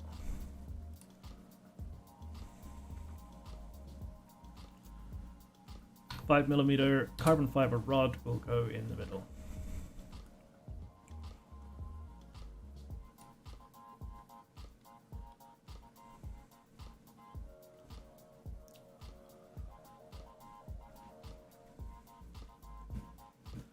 Probably just to lock it into all of the struts.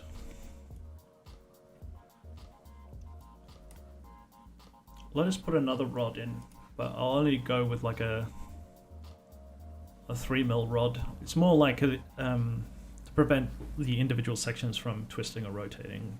To have two going through it will keep it stiffer.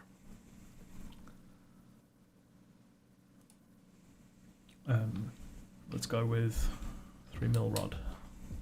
Right, so those are the inside diameter surfaces.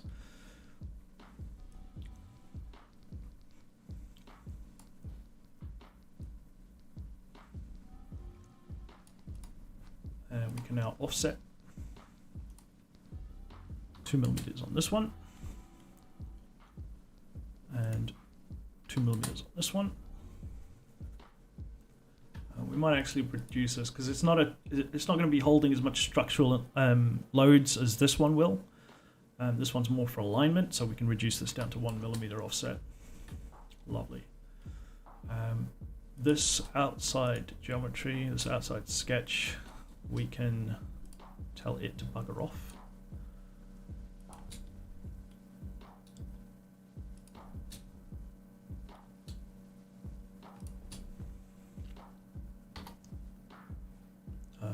To make the sketch constraint. We don't want to see it. We don't want to deal with it. We don't want to know about it. Tangent. The circle on here. Circle on here. Lovely.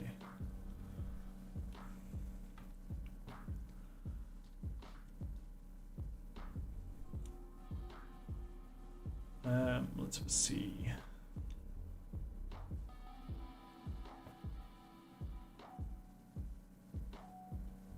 Let us place a slot tool.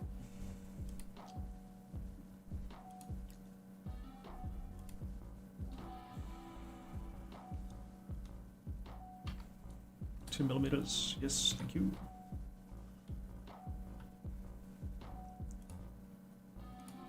Perpendicular constraint to that one.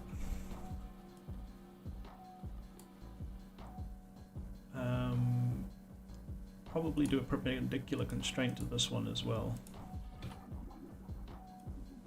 Drag it down, see what it does. Yeah, it's alright. Somewhere in here will be good.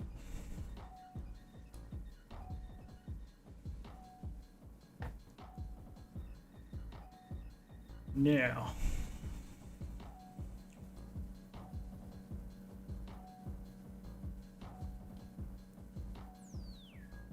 I want to offset. I was hoping to grab the whole thing, but it doesn't seem to want to let me to do that. Do this one. I'm going to do it in 3 parts. That'll be alright. 0.5.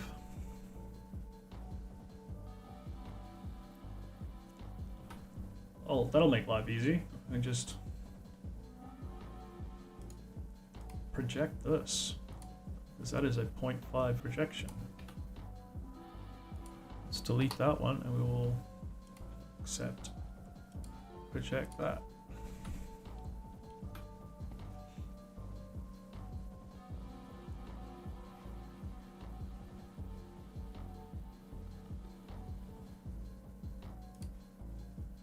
Here, no, that's too far. I'm gonna bring it, chuck it in over here somewhere. Let's chuck a strut in here. 1 millimeter.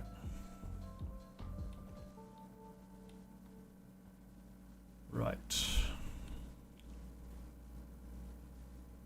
From you to you, 1 millimeter. Oh, don't do that to me.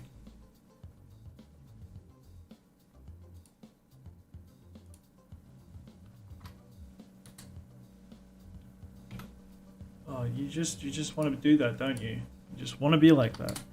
Shenanigans, I tell you, shenanigans. Fine, don't attach to that point. Just attach to some point on the line somewhere, please. Thank you. Let's just do. I don't even want to do a perpendicular constraint on that. What the hell?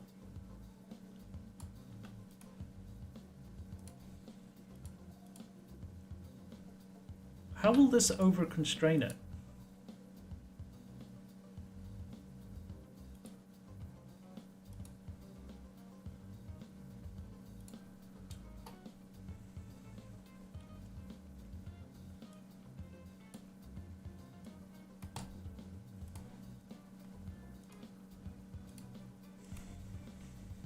Okay, something screwy is going on here.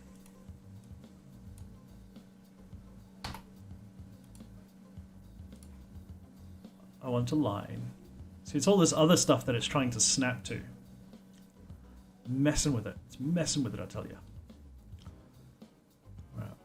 Well, let's do from here then to here. 1. Come on. Don't be like that.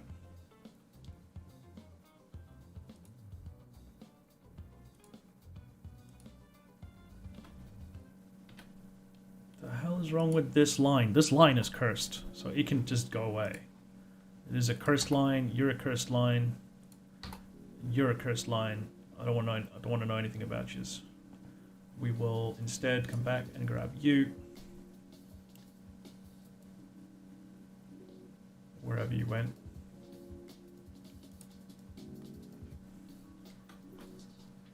This one.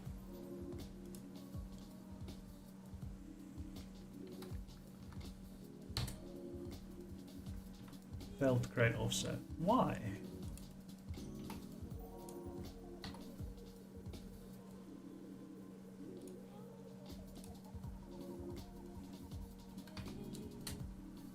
There we go. You... Can I close loop? Let's just check that I can close loop to that. No, I can't. So that's going to give me grief.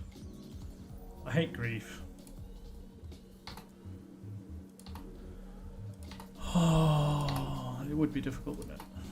It would be so difficult. because it just doesn't want to be easy.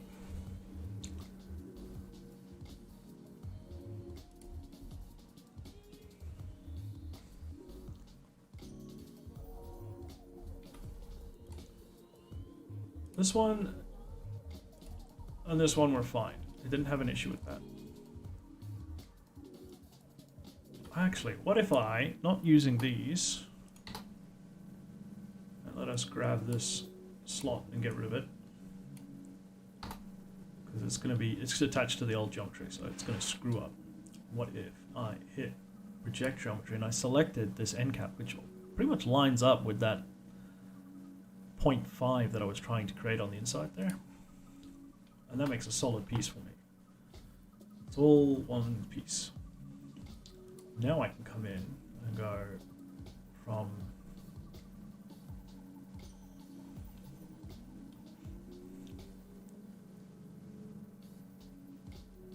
let's chuck it in here.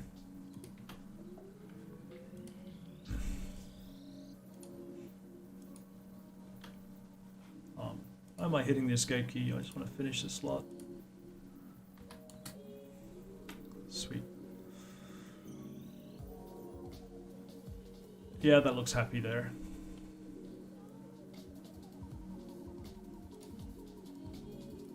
You to you. One.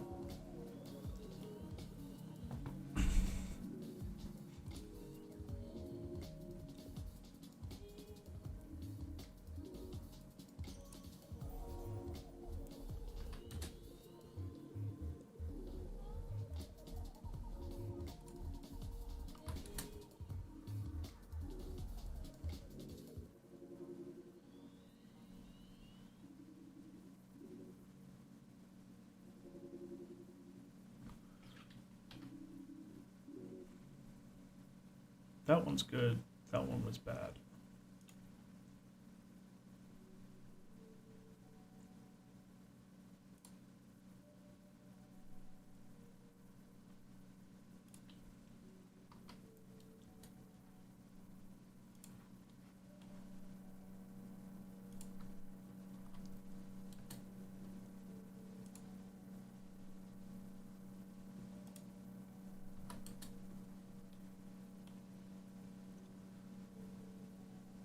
Put one on the very front.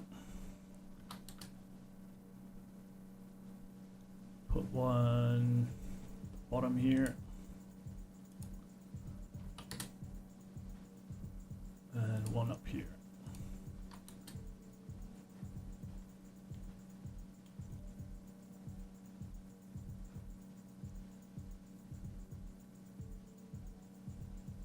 That should be fine. It's a triangle. It's happy.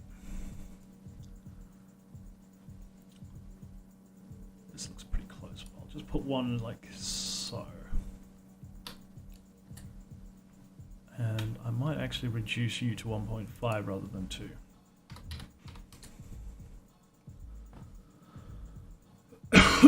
And same here. Yeah, no, this is the structural rod. I want at least 2 mil. Lovely. And then we can do some clever stuff like grabbing the equal tool and make these two equal. And I wonder if it is possible to do that. Yep, there we go. So that's now equally spaced, these three, and spread that out a bit better.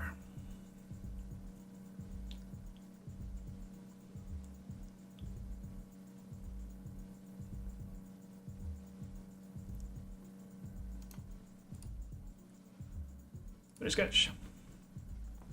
Right. That was all probably really confusing. Nobody understands what's going on there. But if you do, good luck, because it's going to get more confusing. Extrude. This one.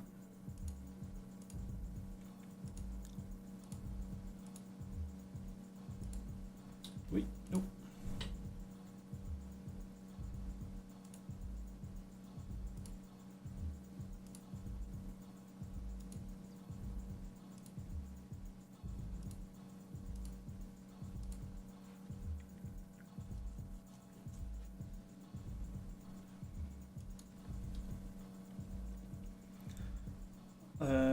Let's do 10. I'm going to split in the middle. Let's 5 either side. And we will create a new piece of geometry. Awesome.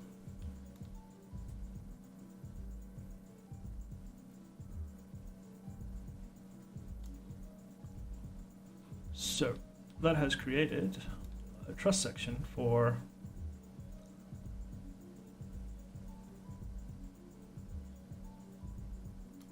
the internal rods.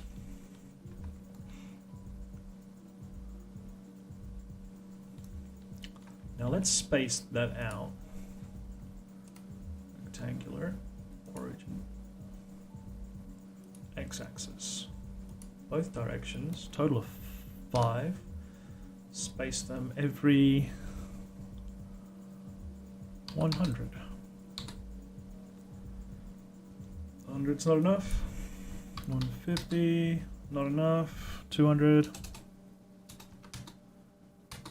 not enough. 250, too much.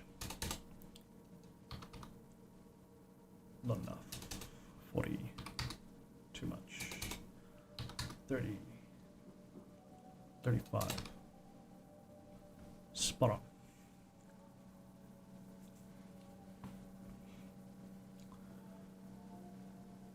So we're going to split it up into an end cap, a section, a second section, a third section, a fourth section, and an end cap. And they are 235 millimeters long. The maximum width of my print bed is 267, so I can print the full length of all 4 of them and the end caps in a single print for the wing, and I can stack them and do both sides, both wings in a single print, no problem. Fantastic. Right, next sketch. Do I want to first combine those into the whole thing? Yes, probably a good idea. Combine those two. Yes. Lovely. Now, let's create another sketch on that work plane. Straight back to the middle. Let us get some reference material. How you going if you just joined the stream? Say hi in chat. I am building the RC Draco. We're starting to design it. And let's see, let's get some reference material, which was a good one. That one looks alright. Can we get an idea of the shape from this without getting too confused? So it looks like there's, that would be like a 1.5 inch, maybe a 2 inch flat plate strut section, and then a 1 inch strut section, and then there's a much thicker, like a vane. So all of this sort of like strut that holds the front slat on it. It's like multi parts of a vane. Aerodynamically, having these opens gaps is not the best. That creates a lot of turbulence and it messes up the air coming in here, especially if you've got any angular side slip in flight. But on the converse section, if you have them solid, it creates, it's like the grid fins on the SpaceX Falcons. It becomes basically a rudder section, and having lots of little ones all along the wing is going to reduce the effectiveness of your rudder on the back end, because it won't allow air through for when you do slide slip or you yaw moment. So it's a trade-off between weight saving, creating too much of a rudder counter effect, and creating turbulence under the leading slat. Aircraft design and aviation is so much fun. Really wish I could grab a better image of this. One day I will get a hold of Mike Petty. Say, hey dude, I have some questions. He's a very busy man. How you going, Ivan? You just woke up? Nice to see you. Good morning, man. Pleased you could watch me. Yeah, I normally finish a bit earlier. Like, yeah, yesterday I finished early because my mum's birthday this weekend, so there was cupcakes involved and stuff, so I couldn't sit around eating cupcakes on stream. But I'll be around for a couple more hours this morning, so stick around, enjoy. We are working on the leading edge slats on the wing. Let me switch to a illustration that lets you see what's going on. So we've done the rivets, we've done some of the internal structure spaced along. So each one of these it's quite thick. It's 10 mil across, but this is where we're going to split the section of the slat. So down the middle of this, there'll be a section this side and a section this side, and it'll get printed as separate pieces. And then a carbon fiber rod will be run through to join them all together. And at the same time, I'm going to have a negative gap about 1.5 mil thick, maybe 2 mil, in the middle of this, where I'm now going to create the space for the struts that hold the leading edge slat to the aircraft. And I'm just trying to find a picture that shows it nicely. But it's so hard to find good photos of this plane for reference. There's plenty of great photos, but for reference material, there's so many bad photos. And he's done so many modification over the years that he had it, that if you look at one set of photos, there are parts on the plane that don't exist on the next set of photos.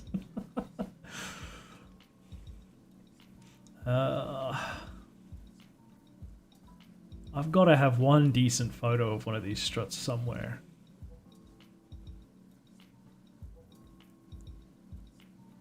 Where? So far, I've got like this photo. Maybe this photo? Sort of. This is the best photo so far, but it's such a bad angle. And it's underneath stuff, so most of the thing that I'm trying to get reference of is occluded. It's behind other objects.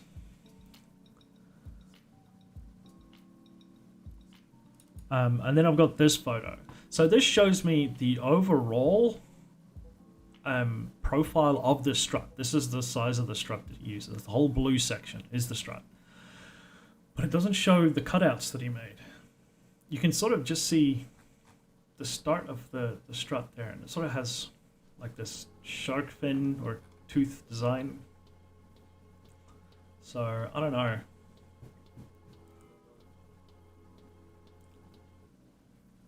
have no idea. And this is where he had the design for the what do you call it, the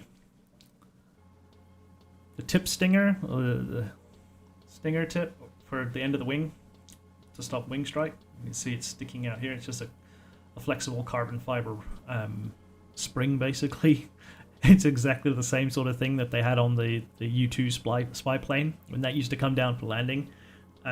Originally, they just had these two little skids that popped out, and it was just a metal rod that was curved that came down, and then eventually they put little wheels on it.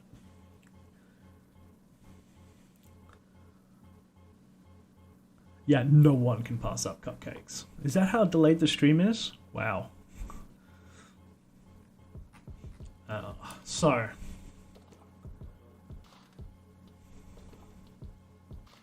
I think I'll make this easy on myself.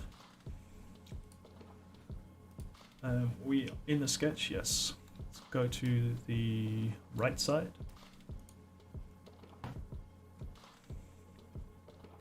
I will make this easy on myself because I am lazy. And we will create... We come and look at this part of the wing. So we basically need the strut to come like this and up here somewhere. And then there'll be the cutouts. But what I'm doing is creating the negative space, the cutout that's inside the form. So that needs to be just like a straight line that comes around where because I want the strut to have part of the hole for the carbon fiber rod. So that needs to come in quite a distance, be part of the rod here at least, and maybe this one here.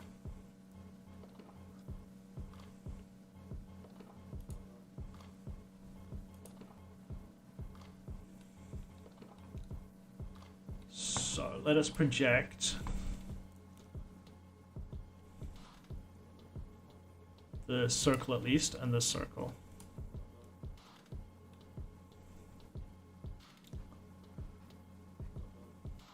And while I'm trying to make my mind up about these reference photos and how I'm going to do this,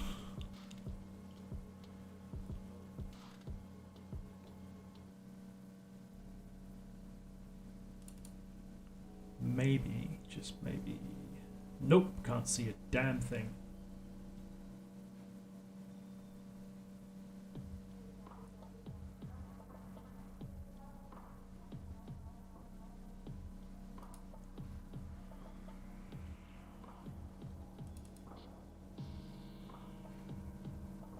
Nothing. Too far away.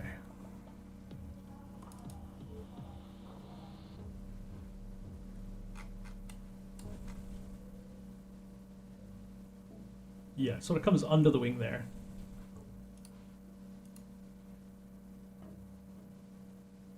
Right, okay. I think I should do this completely differently.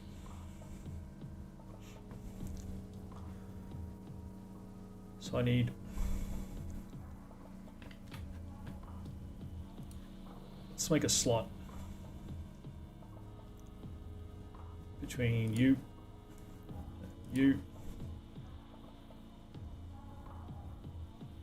I want to come inside this circle, so let's go with 7.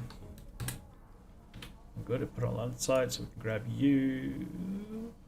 No, not that one. This one. We can delete that. And then that allows me to come in and grab this one. And go, I want you to be 5. Whoop, nope. Oh, it's giving me... it's radius. I don't want to... So yeah, 2.5. It's a radius. No, 2.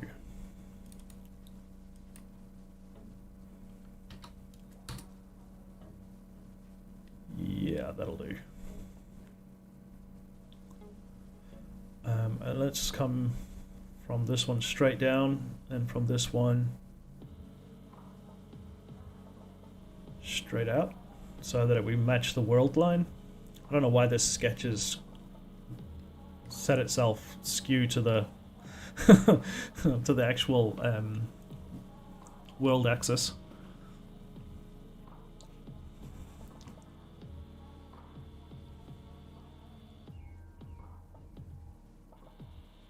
How else is this going to affect that? It's still inside, so that's good.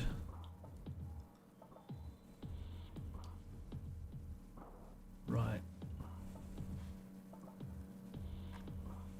I'm still humming and hawing about the shape of this thing and how... Because how the strut looks like where it's visible on the outside here will determine where it cuts into the skin here, where it comes in to join up to this. And going by this, like...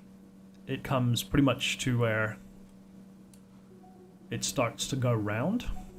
So where it changes from concave to convex. So I need to figure out what angle that is. And then that will become like a reference frame. So when I create the strut, I can use that angle to create the strut, because it's going to be separate, created as a separate component. Oh, I could probably create it in here. Yeah, let's create it in here.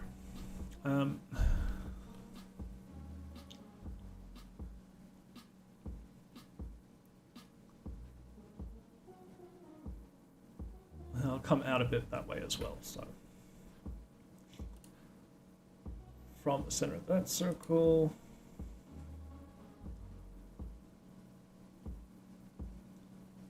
Out here somewhere, let's go to 2 mil.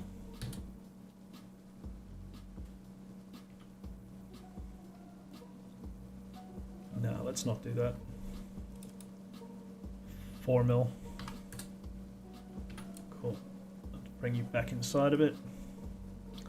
So now I want to project, basically. Yeah, it's not going to work. Let's get rid of it. Yeah, so we're going to come from this one, and we made this one 7.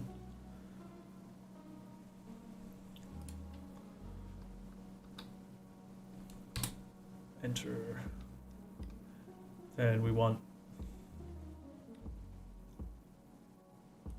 another one that's going to come to the same point. That one is going to be 3. And what am I to do with you? Let's create a box.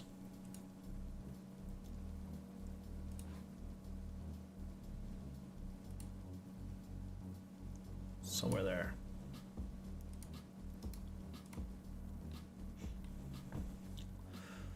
Sweet. This is too big.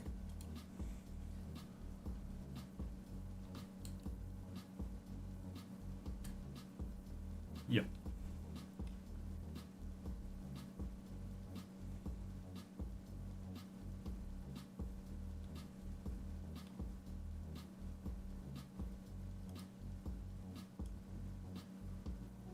That's better.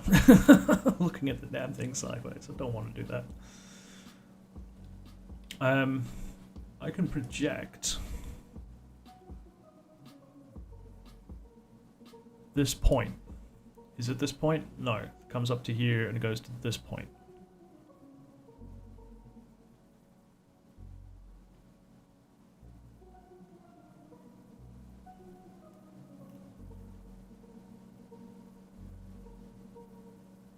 Ooh, almost had it. Come on. Stop playing around, inventor. Okay, let's just sit still. And then we can chase it. That vertex, right. Let's delete this one. And then we can snap this to this. Fantastic. So that. Let's disconnect you, from you. Oop, nope. There's another one that's connecting to it? Oh well. Bye-bye. Okay, what's going on now? Are you connected to something? Ah, it's the circle that is... No, it's not concentrically constrained.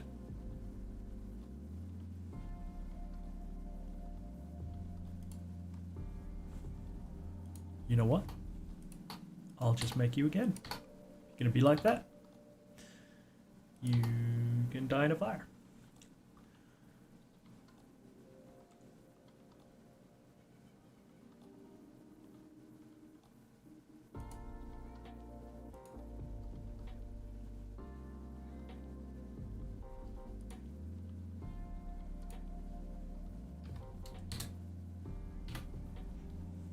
Sweet.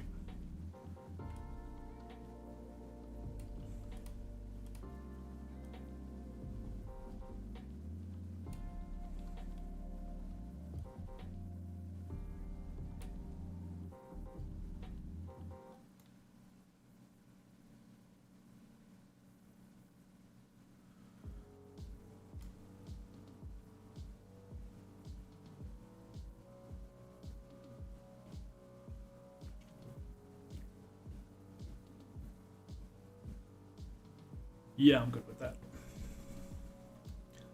So now, I also want to create a fillet in here.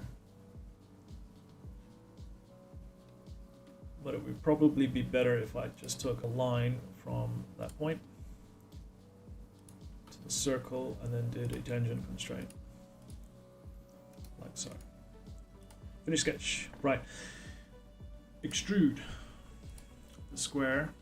Oh, it won't give me the... You have to be difficult, don't you? Open sketch.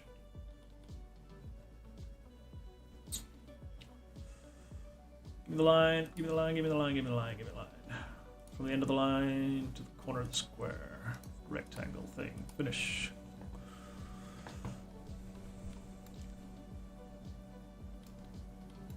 Sweet. How's the music? Music gonna stop anytime soon? Nah, we got loads of music to get through. Got a YouTube music library. No more copyright strikes. Some of the music sucks, but hey, what are you gonna do? It's just background now. Background noise. Let's do an extrude. Rectangle. Oh, come on. Why be like that, inventor? Why be like that? Close loop.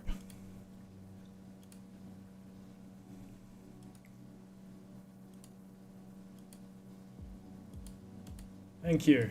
God damn. Anybody would think you're asking for dinner with the fucking queen. It's not that difficult.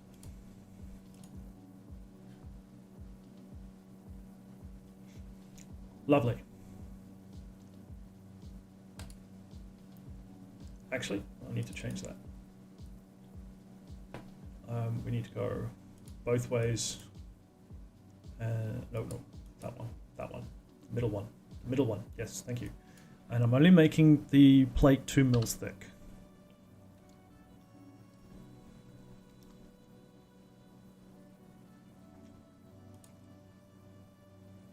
And I don't want things sticking out.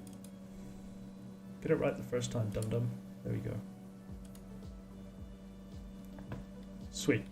So now we have a cavity. That looks like that, and you can see the internal struts. This is what I was trying to say earlier on in the stream about the rivets showing up against the strut, and why I didn't continue the rivets all the way underneath the underside here. Because I specifically did not want this to happen. But that's okay. I can come into where I have the rivets, which is this one. No. This one. We open up this extrusion and we just say let's not do this one, this one, this one, this one, this one, and this one.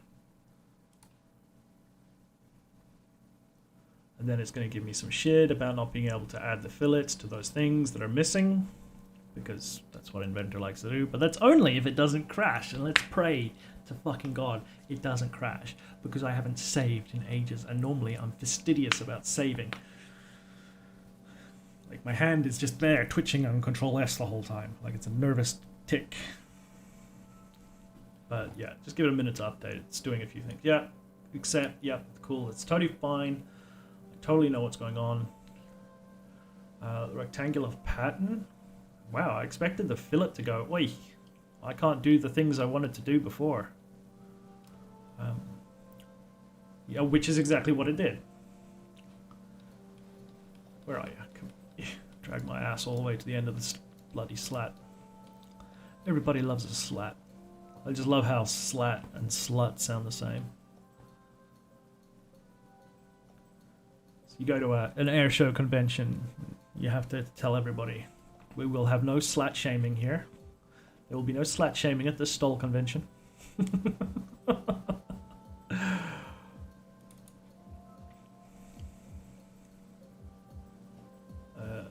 What is that fillet? No, not that fillet. Yeah, so, okay. What's your issue? What's your issue? Why have a problem?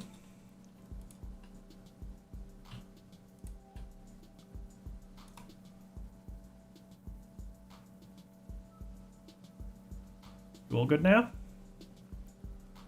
Update it? You happy? You fine? Save now? yeah, dude, totally. I just did another thing without saving. The next thing I do is save.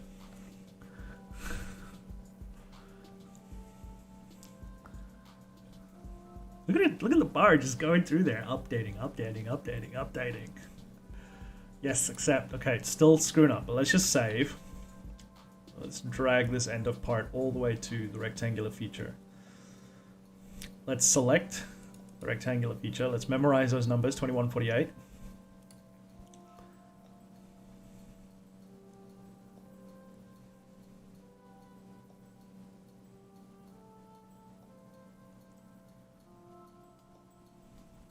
It has to update every time you finish something, which is really annoying. Can't just remember the state it was at last, even though we haven't changed any of the parameters, or we haven't changed any of the feature states. It still has to re-update the entire file's order of operations, and then give me the same error message.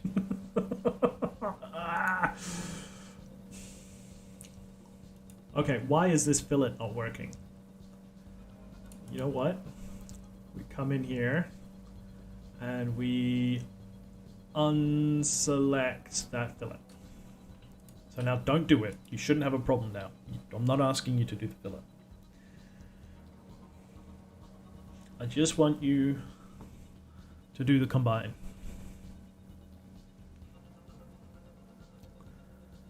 I will deal with the fillet in my own way.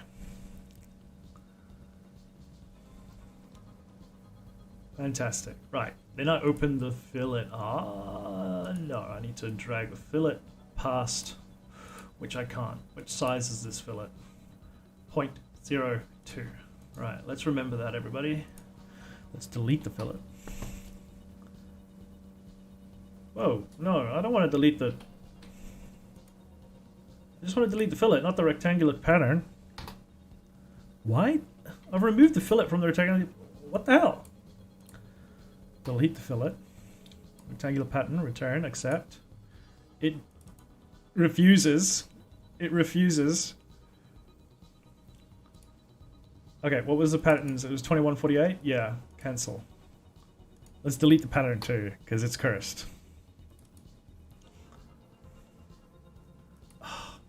Select, delete.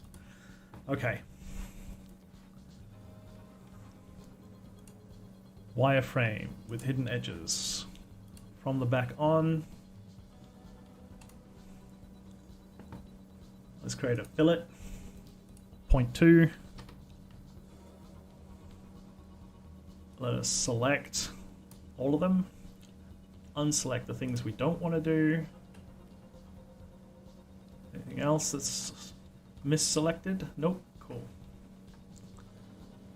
Click OK. And it's happy. Rectangular. And if I just select the combine and the fillet,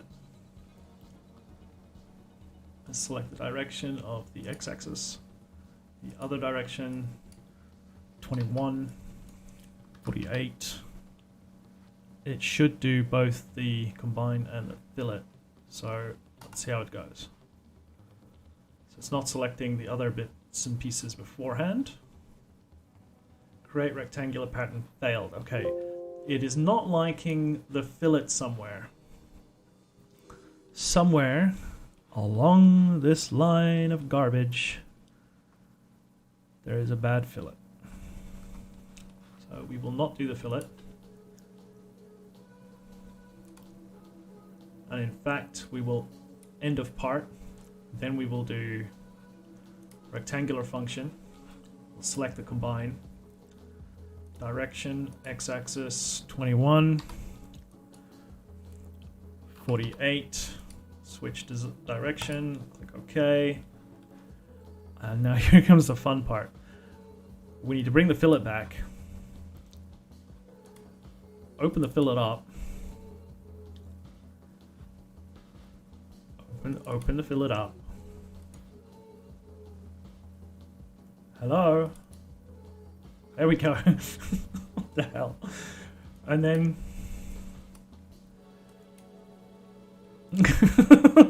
select them all manually. I know which one it is too that's probably giving me grief. It's one that's like right on the edge of two curves. So the fillet has to change its fillet function. 1080.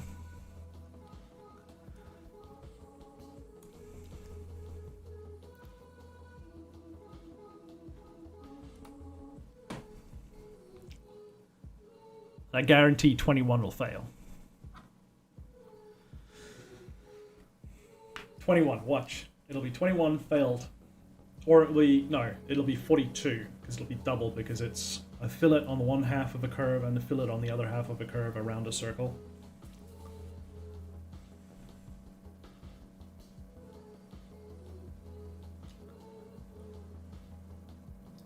You can do it. Come on.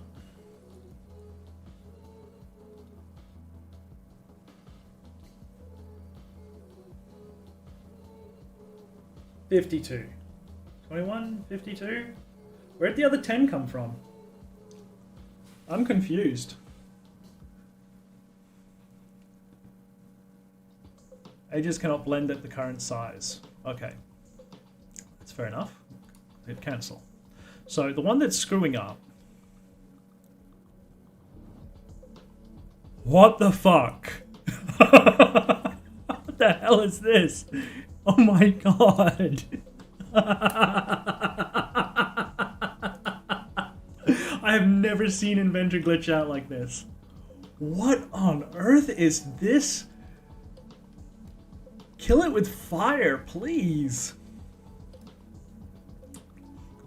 Holy shit.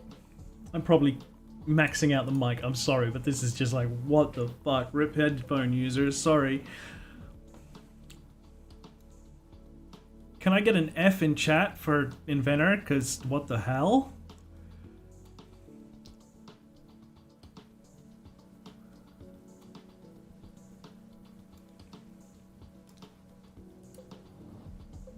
Okay, let's just cancel that. So let's look at the ones that are done, which is just this one line. And let's see if we can find the one that is cursed. They all look fine. So the one that I think it is that's causing the issue is this one here that's on this line. Everything else is happy days. It's on the same consistent curve. So it's only this one that transitions between this curve and this curve. Now this is an easy fix. We can come into this sketch. We can change one number.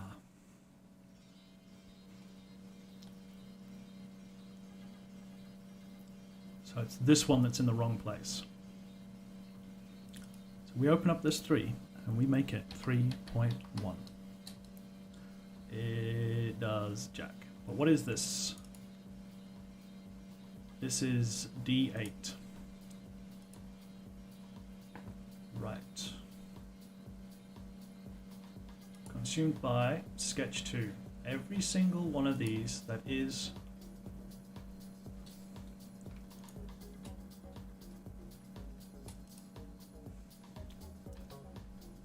D8. Control C. Let's turn immediate update off so we can do this quickly. Control V. Control V.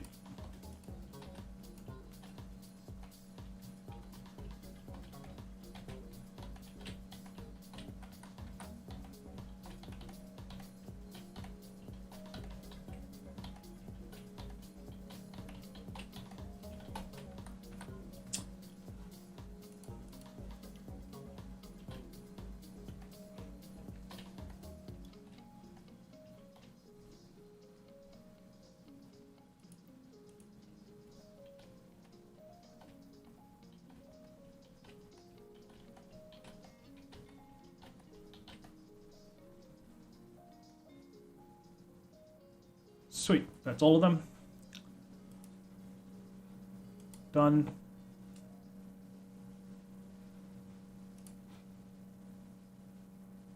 Watch it move. Ta-da! I love when you start to learn how to use this fucking table of information. I mean, when you start getting into Inventor and you look at this and you just think this is, especially when you get big like sketches, like big geometries and stuff with lots of functions and features and profiles and shit, it just gets a mess.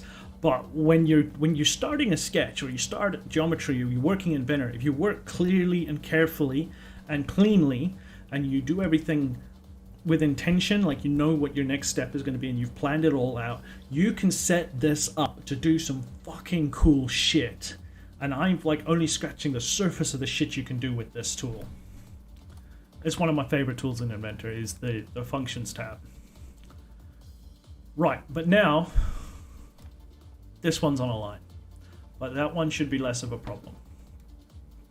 So could we possibly be lazy and go, right, just the fillets, direction, x-axis, flip, 21,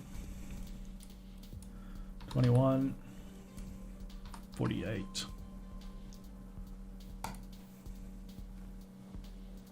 Fingers crossed.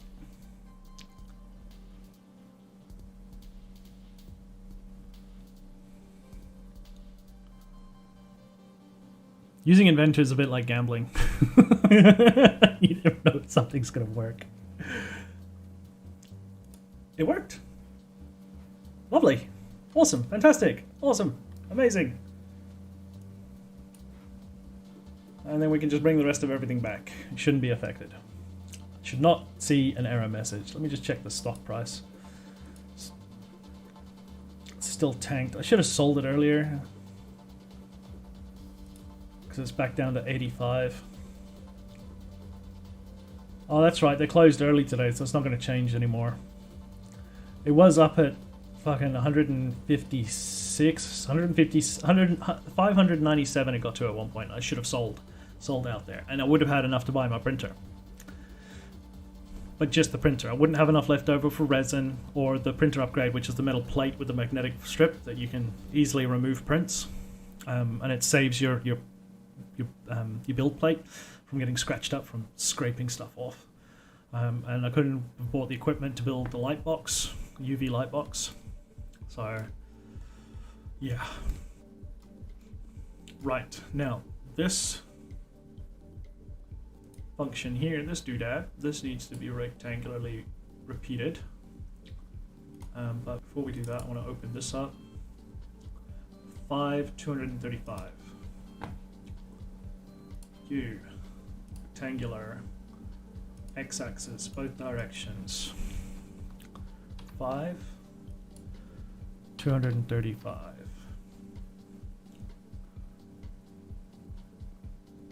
Fantastic.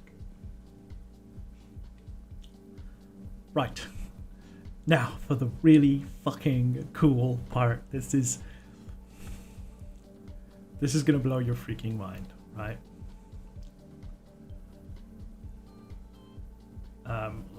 I just realized something. So just give me a moment. I gotta do some head scratchy stuff. 1, 2, 3. Right. It would behoove me to put a label on these,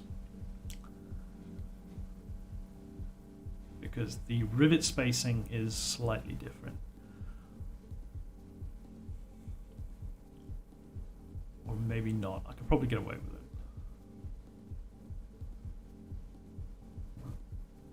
Excuse me. Okay. Yeah, no, that's good.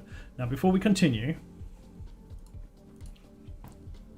let us have a look at some more reference material. You just keep doing this. Whenever you're copying something from the real world to make it something, just the one thing you never stop doing is looking at reference material. When you think you've seen it all on something, you go look at it again and you look harder and you look some more and you look at it from a different angle. You turn the image upside down. You do all sorts, because I guarantee you've missed something. You always miss something. We're not going to bother with the labels or the numbers. You see there, I discovered something I missed. So on the, what are we, 1, 2, 3, 4, 5, 6. On the 7th set of rivets, it's a double row of rivets, which 1, 2, 3, 4, 5, 6, 7. So that's where this would be, I assume. Maybe. At the moment, I've got these evenly spaced for these struts, which is makes sense. But if I actually had good reference material for the spacing of them under the wing, I would probably find that they're not evenly spaced. that they get further, the spacing between them gets further the further down the wing we get. But, like I just spotted, there's a double set of rivets here. So I need to find another image of the wing, that I can get an image of the full length of the wing, and spot the rivet doubles. And I can't see Jack Diddley on that one. Can't see Jack Diddley on that one. Maybe this one?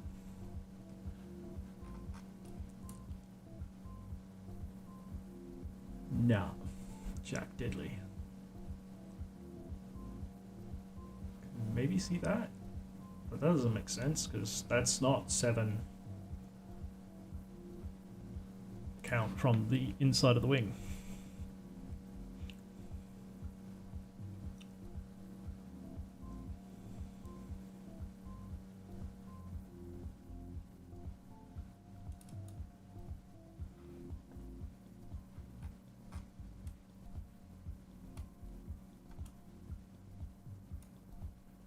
There's a double set, there's a double set, but you can see here's the strut, so double set does not line up with the struts.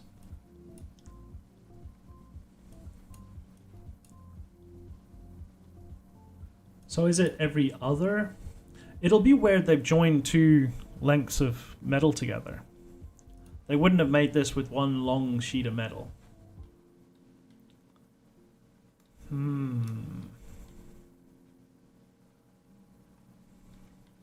So we got 1, 2, 3, 4, 5. So maybe every third, like 1, 2, 3, double. 1, 2, 3, double. Or like skip one. So 1, 2, 3, double. 1, 2, 3, double? Or double?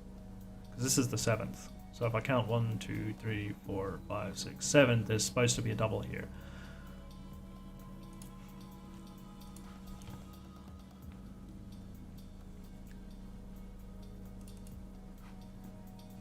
Now I can't see the very inside here at the root, but we can assume that it's 1, 2, 3, 4, 5, 6, 7, and then it's 1, 2, 3, double. Okay, so it's got a weird spacing. So there's none until the 7th one, and then there's 3, and then another, and then I have no idea for the rest of the wing. I don't think there's any other way for me to find that.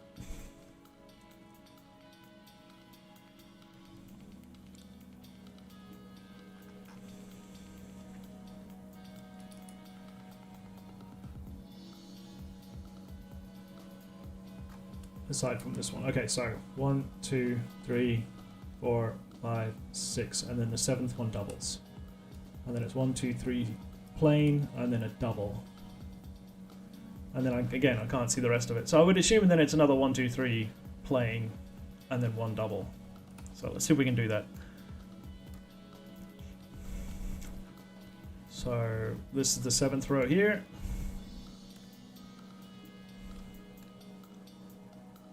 No other geometry, so if I select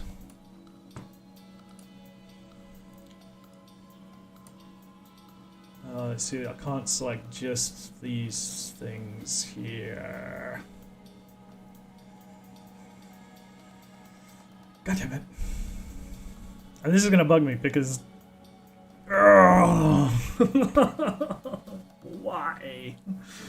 Why can't I just select these two dots?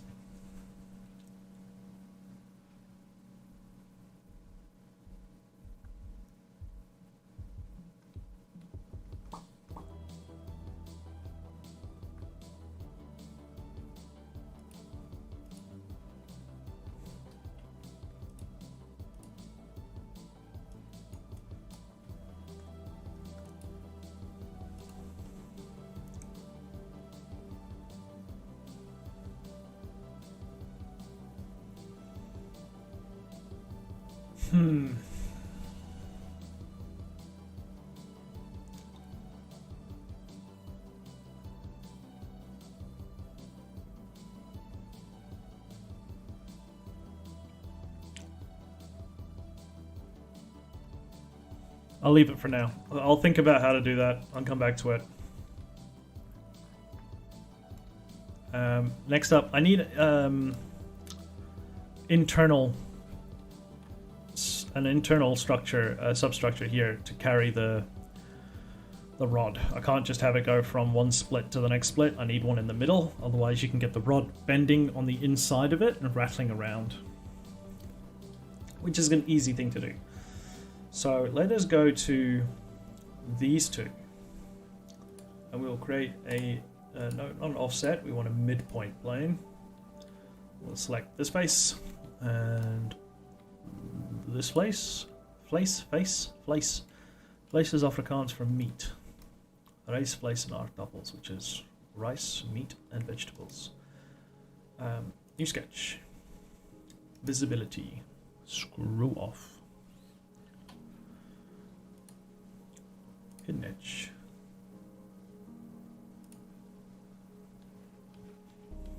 And then we come in, and I need to grab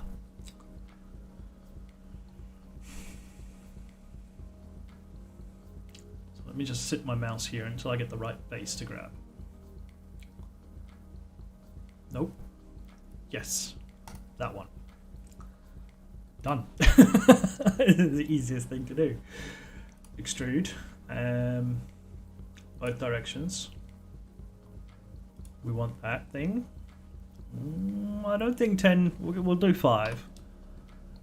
Gives it a bit of meat, but not too much. And it is in the middle.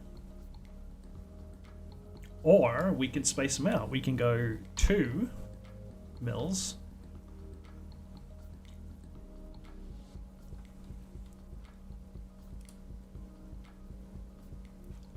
Select that extrusion. Rectangular. X-axis. X-axis, both directions. Give me 3. Spaced out at 50. Feature.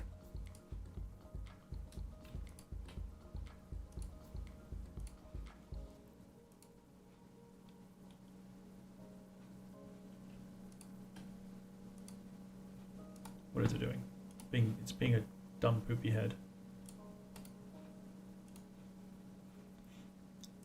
That doodad on this line. Give me 3 of them every 50 in both directions. There we go. Oh, I just couldn't see it because of the wireframe. There we go. Let's bump up that spacing. 60. That looks better.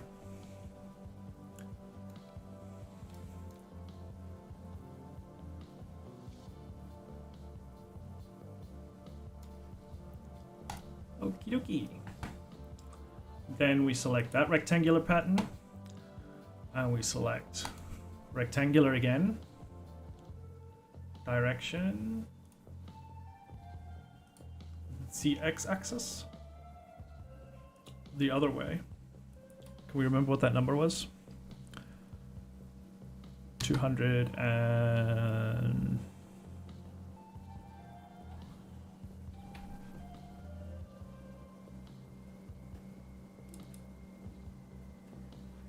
35.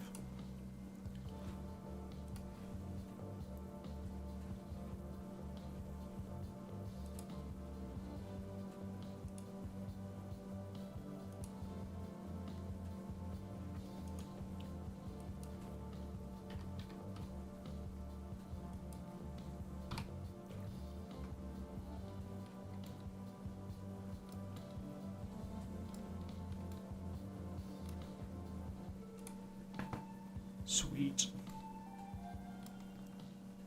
Right. I'm going to call that done. Not quite yet, but that's done. Aside from the double rivet every so often that I need to work out how I'm going to do now. I think, actually, what if... Now hear me out, this is crazy talk, but just hear me out. This was every 48. But what if I hit rectangle on that combine for that very first one? And if it's every 48 and we want to the 7th one, go to the x-axis. We change the direction. We just want one extra one. And it is 48th times 7. Minus, and we want to give it like a, I don't know, 4 mil gap, so we say 44. Or just minus 4. Yeah, 4 mil gap. So that'll go 1, 2, 3, 4, 5, 6, 7. We want it here. So minus 44. And that'll put it here. Right. I love that. That's awesome. Cool. And because we want now another one over here somewhere, and then probably another one, we'll probably just do this, right?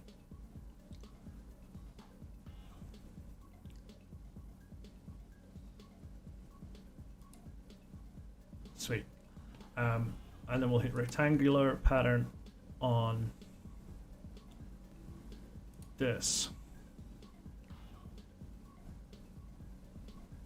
Ooh, actually, I think I see the pattern. If I hit mirror on that and select our central plane. No, I don't want to mirror the plane.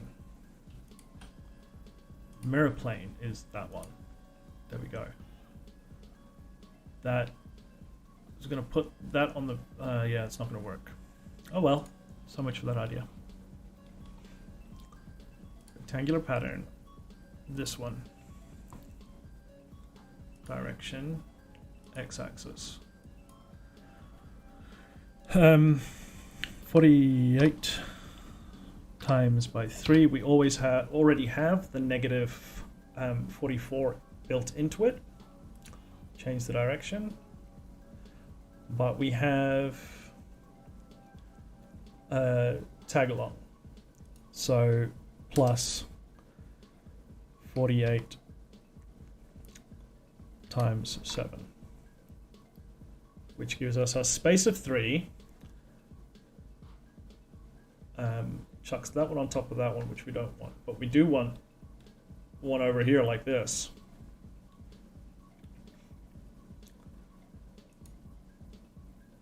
And it's a pity that we go features with like that.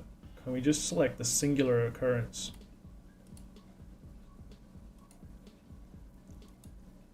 Inside the feature? No. Right, okay, so let us just work off that combine then. So the next one is going to be not this number.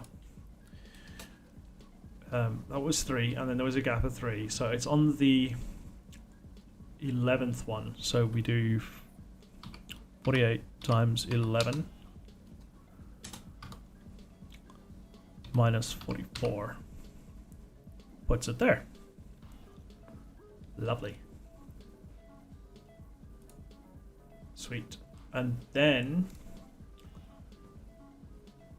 we do it again. We could actually be clever about it. And instead of doing a completely new rectangular feature, we can do it in the same rectangular feature that we had before in this one. And we do it on this one. When you have repeated features, when you use this tool, this doesn't have to be a different axis. You can click the same axis again and do it all over again.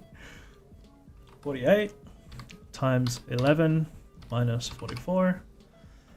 So now you're,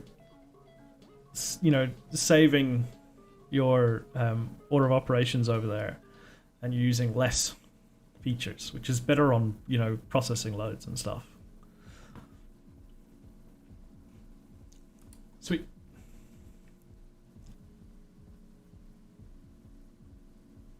What happened over here?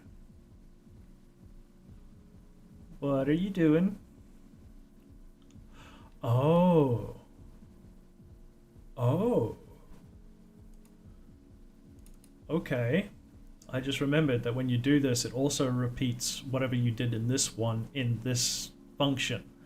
So it is now also grabbing this function and adding, so this one creates this over here, but at the same time it creates this function from this point to here, which we don't want, so we can't do this. So how do you delete?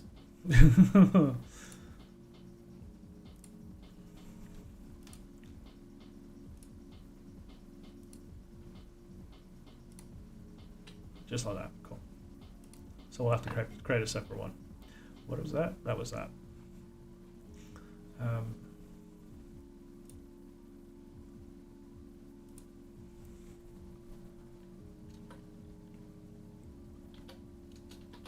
Rivets. Repeat.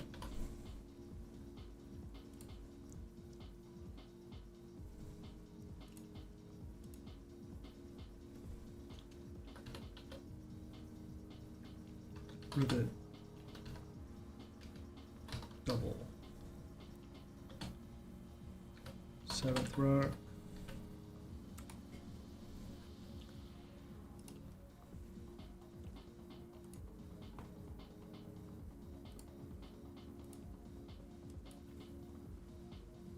Yep.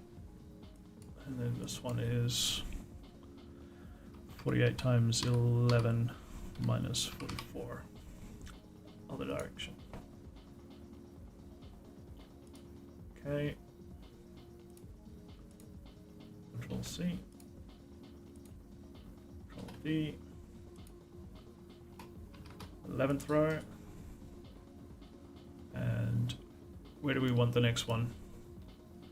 So we've done a spacing of 3 plane and then a double. If we go 3 plane and then double that one, and then we go 3 plane, and then it's a bit pointless. But if we count 1, 2, 3, 4, 5, 6, 7, this is the double.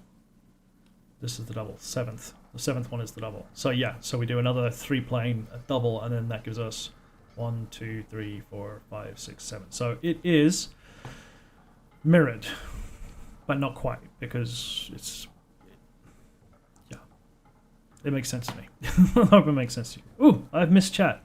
What is happening with chat? Patterns are so much better on Inventor than SolidWorks. Yeah, totally. Divide up instances according to the path link.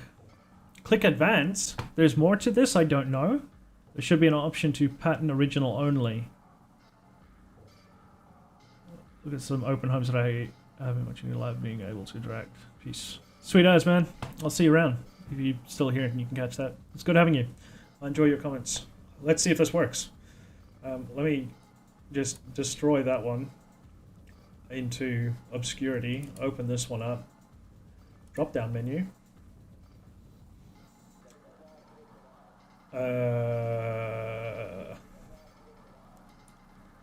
Just optimized, identical, adjust. No, the option's not there.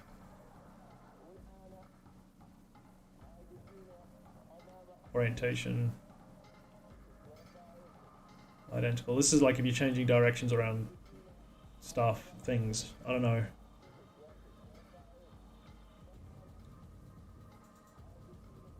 Spacing, distance, yeah, no. They don't have the option.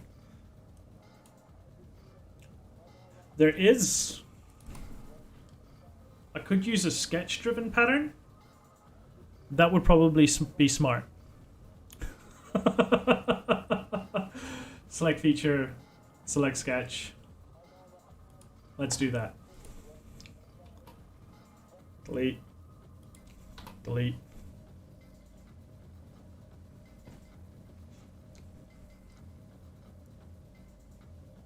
Repeat. And that way I can grab the combine and the fillet function at the same time. So let's create a sketch. I think I'll have to put it like there. Now, I haven't used this before. I think you just use a point. We just create a point along here. And then we want another one. And then another one. And if we grab U, select the sketch constraint. 1, 2, 3, 4, 5, 6, 7.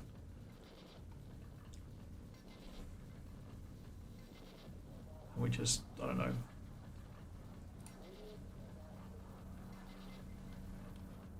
Grab one of those circles.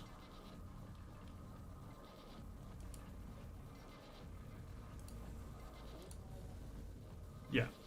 Sweet, I did it.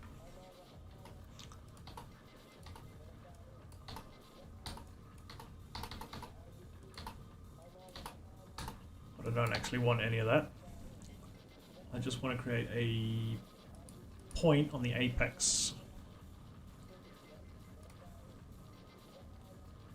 So I'll just grab one of those. Create a point on the apex of the curve. No? Yes? No? Yes? No? Yes? No?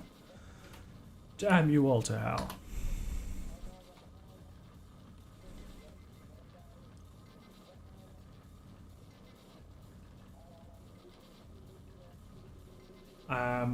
Another way I could do it, these come in by 1.5. So if I create this outside edge,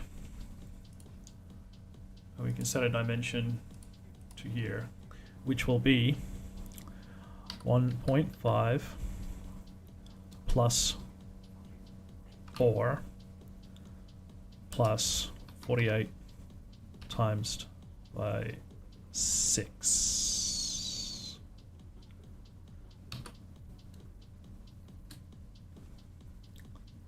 1, 2, 3, 4, 5, 6 on the 7th where I want it. Lovely. And then I just have to do 48 times by 4? No, 3. Delete 3. And then, no, I was right with 4. You're the same as you.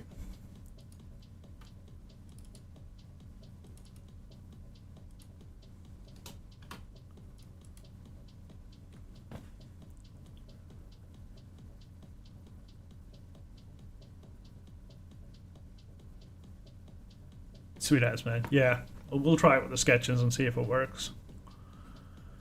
Should work. 1, 2, 3, 4, 5, 6, 7. Wahaha. Okay, cool. So we've got the sketch spacing. So we want one sketch thing here, one sketch thing here, one sketch thing here. Cool. This will work, I hope. Finish sketch. This is the spacing I want. Sketch driven. We want the combine. Fillets, sketch points are here, reference as two faces. No, so I need to move these points to somewhere to get them to line up with the surface.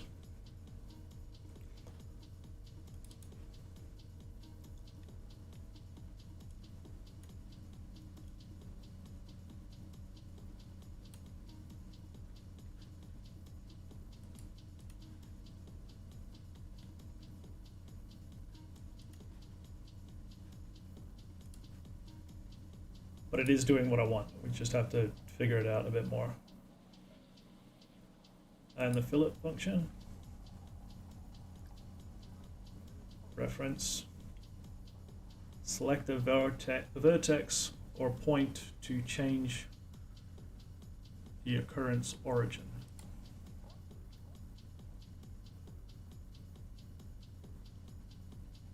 Oh, okay, so I can set where the alignment will be too. So if we go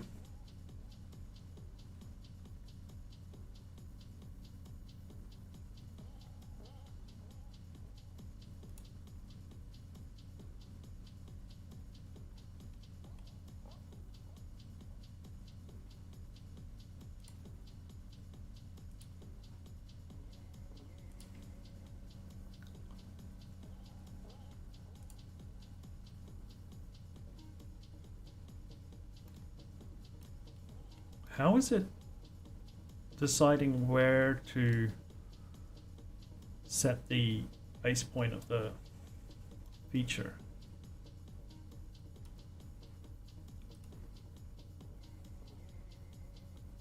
Because I thought it would just do it along the line and just space them out to what I want.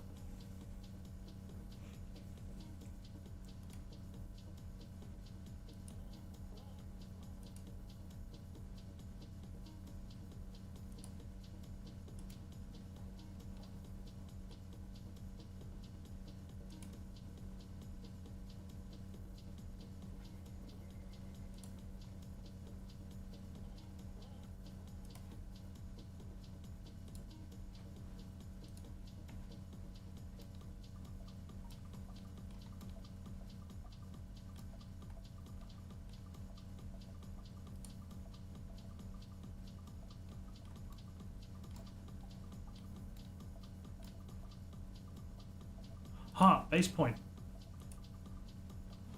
Central axis. Yes. They can go float over there in mid-air for the moment.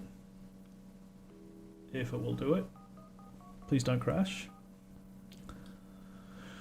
Oh boy.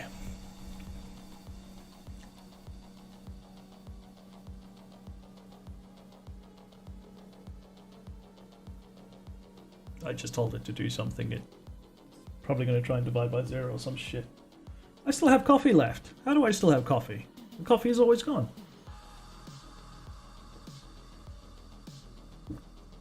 Yeah, it doesn't want to do it. Just hit cancel. Sketch.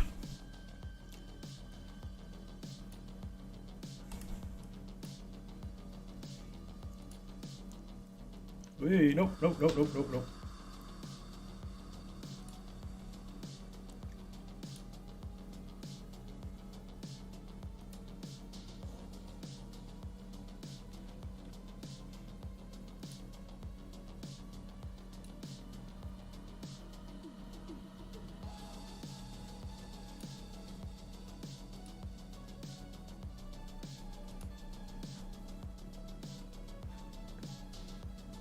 Sketch driven, combine, fillet, base point, world origin,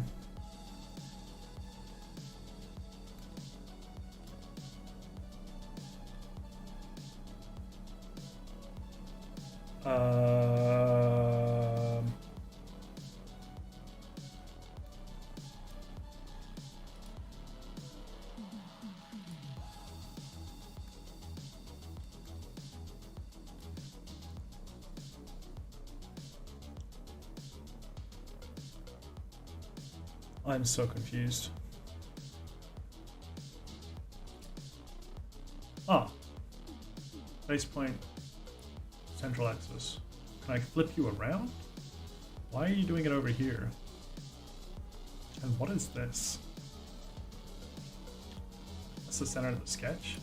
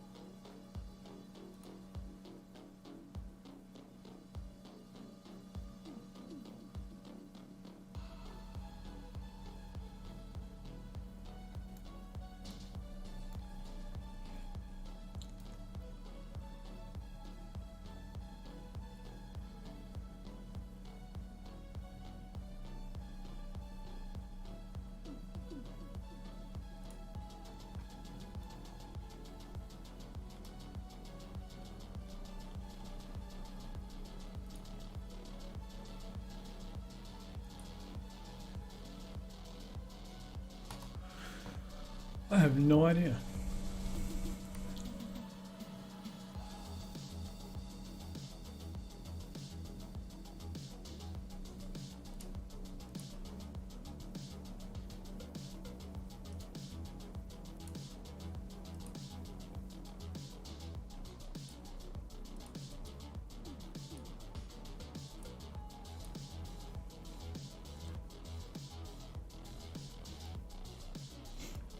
Alright, well, we'll just use this sketch to drive the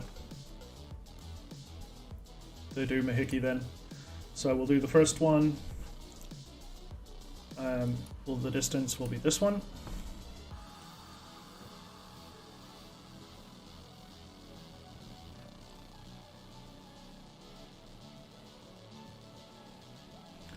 Update, update, update, update, update. Chug, chug, chug. Come on, computer, you can do it. What else is in the background that's killing performance? Nothing, it's just Inventor that's being slow.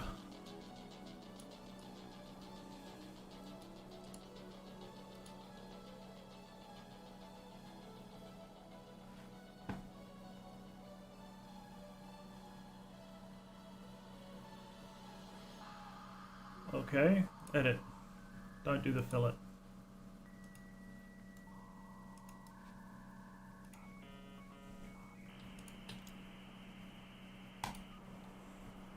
Yeah, you'll do that. Sweet. Rectangular pattern.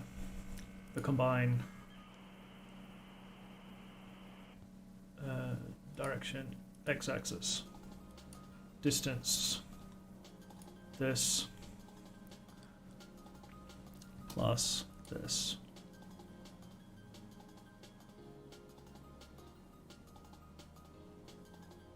You don't want to do that? Alright, man. Oh, that's spacing. No, just 2.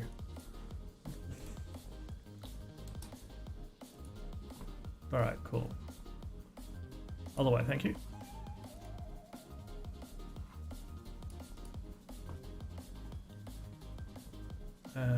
Rectangular. Combine. Direction. X. This plus this plus this.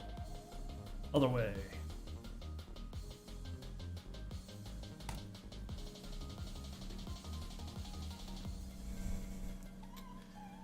Sweet. And then I'm super lazy, so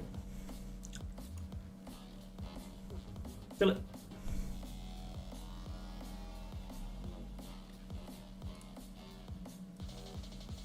These ones. Ooh, this is gonna be tricky. Yeah, nah. I should actually come and fillet most of these, but it's a bad idea.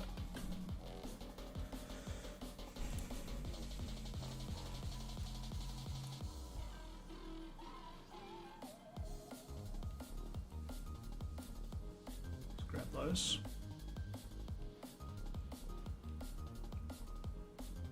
Oh, it's like just possible. Sneak in there, just barely. Nope.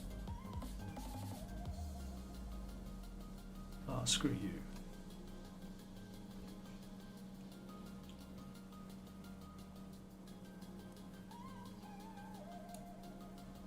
Oh yeah. And that's all of them. Awesome. And the next row, please don't be on top of something screwy like that one. You're not. Fantastic. Just grab you.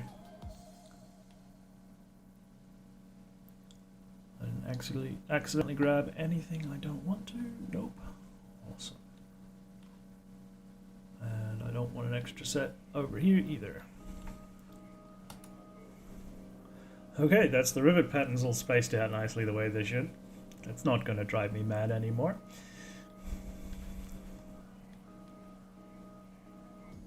And in future, say I don't like that they're 4 mils apart, I think I'll bring it down to like 3 mils. Actually 2.5. I can just open up this sketch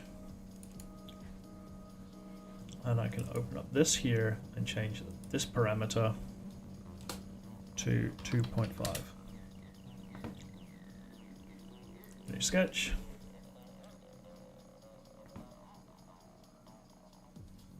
And it automatically updates them. So I will change this to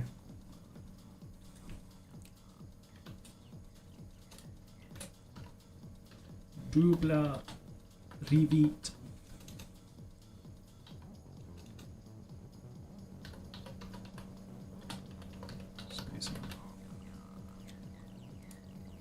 And hide it. Right, next one. Here comes the fun one. Start sketch on the front, please.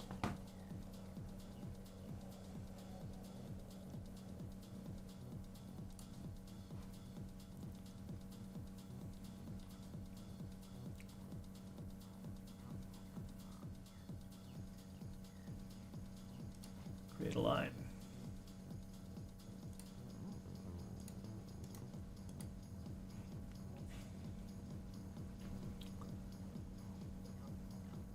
New sketch.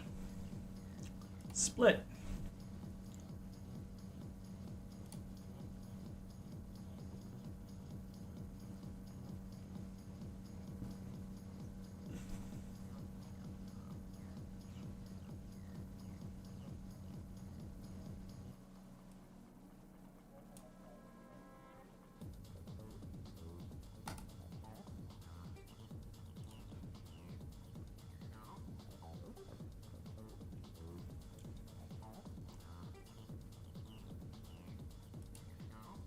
Let's just check that it worked. It's still one solid, unfortunately, and it didn't cut all the way through from the looks of it.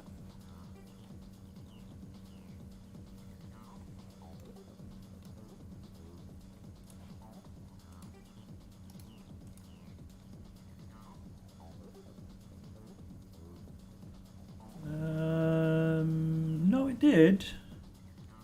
But I want it to split into separate solids.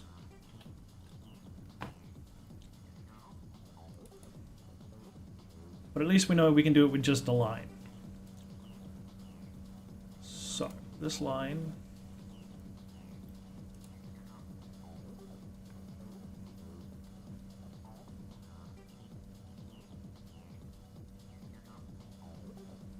So origin, please.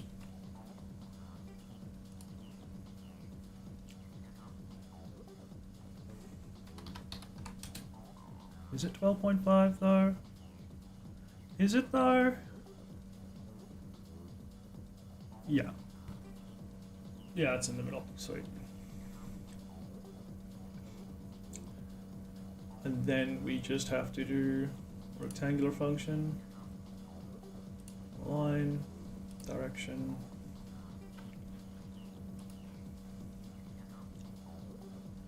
Sketch constraint, origin to the line.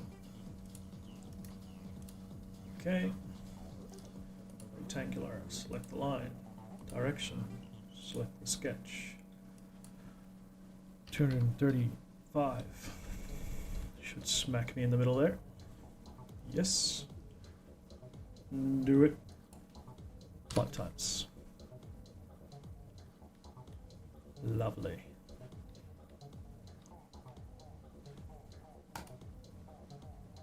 Cool, new sketch. Split. Trim solid. Split solid. That's the tool I want. Select front.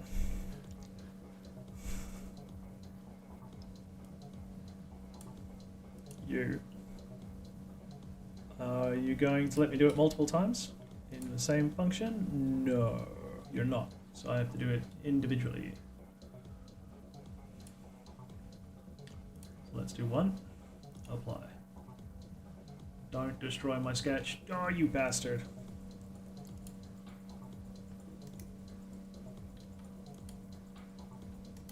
Visibility, cool. Bring back my split.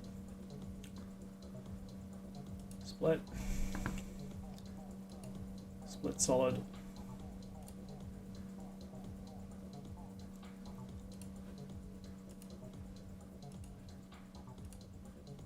Apply. Don't hide the sketch, don't hide the sketch. Good boy. This line.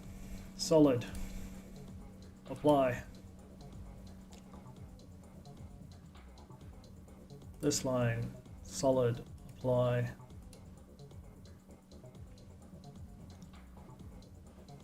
Final line. Final solid. Okay. Hide the sketch. It's done. So we've now split it into the separate solids. And then from this, I can go to manage. Yes. Make components.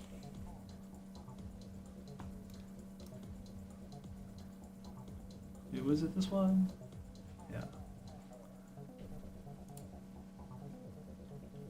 Actually, before we do that, let's name everything. Solid 5.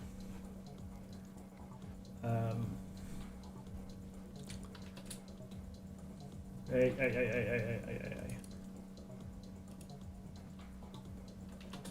Slat.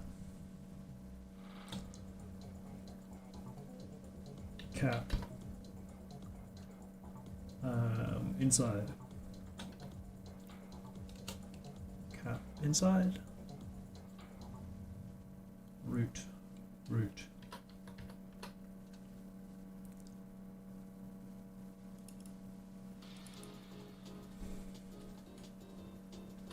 Slat. 1. Slat. 2. Slat. 3. Slat. 4. Ooh, that's not the root, that's the outside, that's the tip.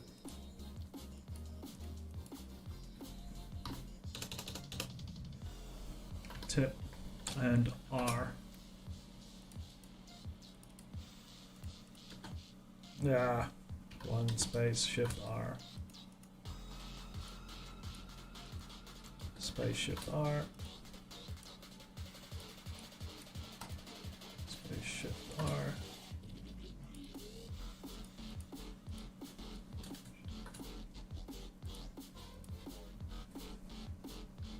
Slat.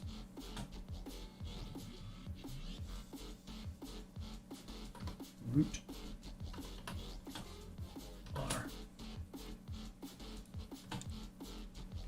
Cap.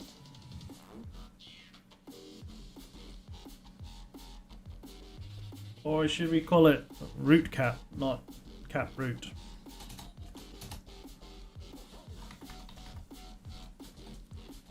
Root cap R. And this one is the tip cap. Sweet. Make part. Solid bodies. Derives the selected objects.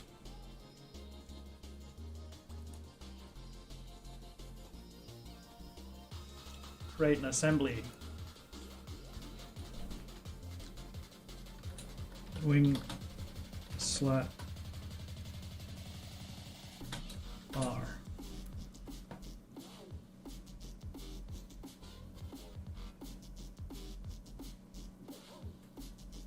No.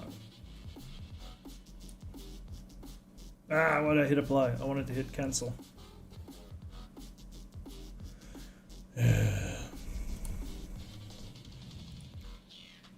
Because it's created them all as one single part. I didn't want to do that.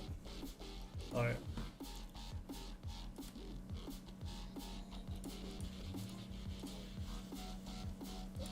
File. Nope, not that one. This one. Draco RC. I don't see any assemblies in there, so good.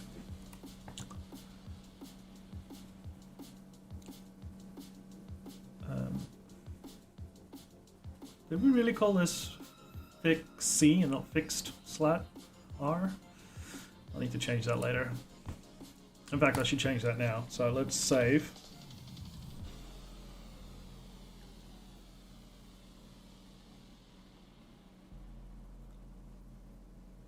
Close that. Save and close. Save and... Oh yeah, cool, yeah. Sweet. Save. Close.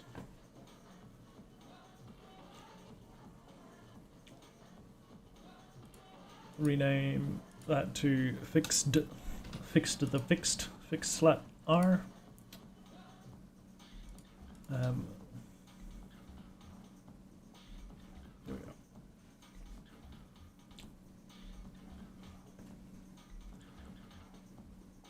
Now we go to manage, make components, solid bodies, fixed slat R.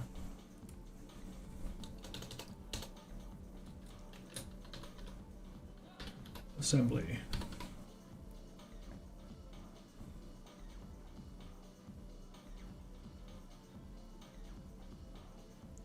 Insert components in assembly.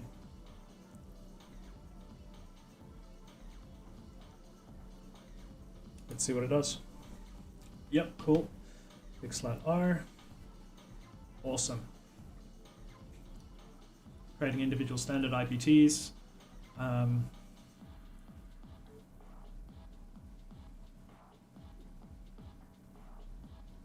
We might as well make the mirrored part at the same time.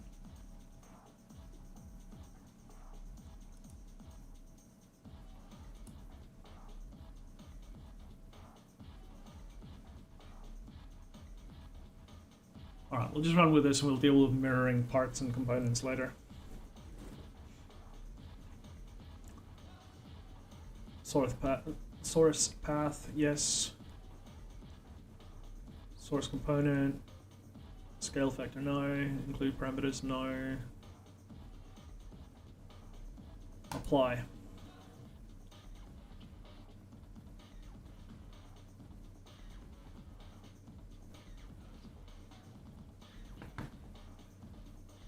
Close that, and if we come over here, we have an assembly with all of the individual sections that I can now just go and open this part.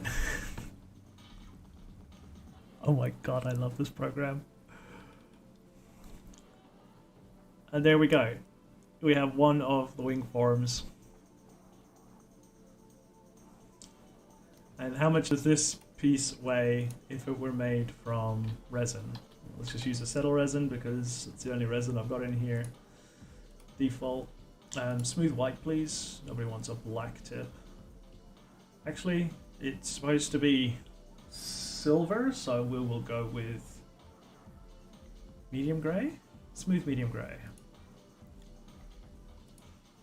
And solid properties. Nope.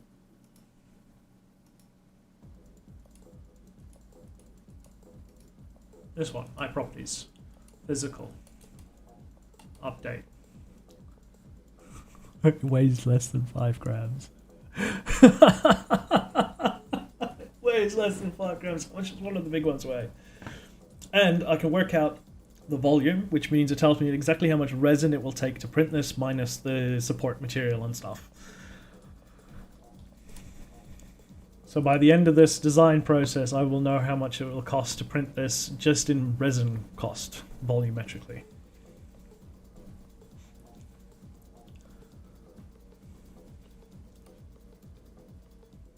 But there it is. And this space that is here. So now from this part, like, let's just save this. Yeah, click OK.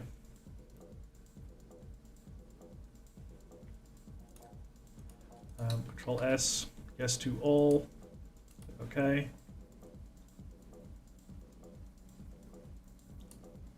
We can close this down now. We're working in an assembly file, which I just love. We need to make the roots, the struts, the vanes. What is the material? The piece called that connects the slat to the wing? Is there a specific name for that? A guide vane? The strut? Strut vane? Vane strut? A vane strut. Thinks highly of itself. Oh, that is a terrible joke. Okay,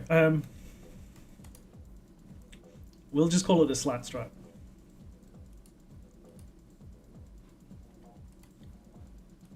Create. Slat. Strut. Vane. How do you spell vane? V-A-I-N-E? Vane? Or just V-A-N-E? Like a weather vane? Not like a blood vessel vein? V-A-I-N-E. Vein. No, V-A-I-N-E is like the...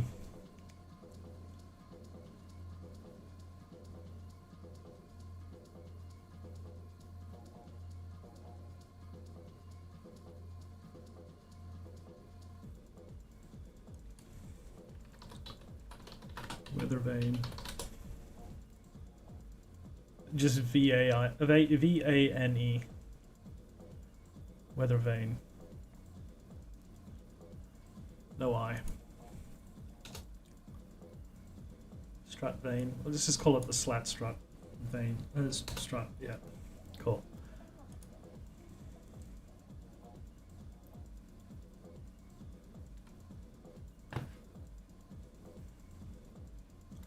And we will come here to the inside of the wing. Create it off of that.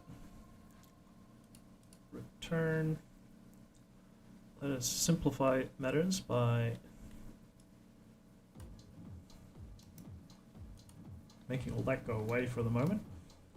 Then we can go back in here.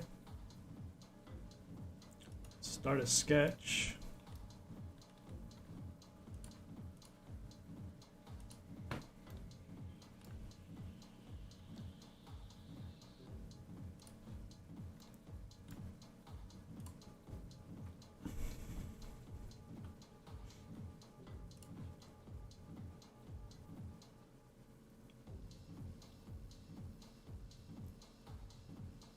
Ooh, that's a bit messy, but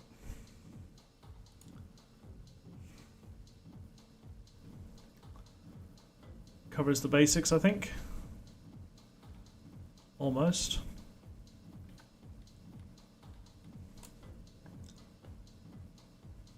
We need a straight line from this point to that point, straight line here to here. Straight line from here to here. Where else do we need? This comes out here. This comes out here. We need a straight line from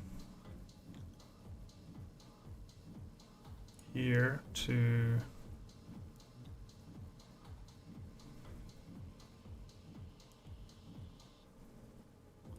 here.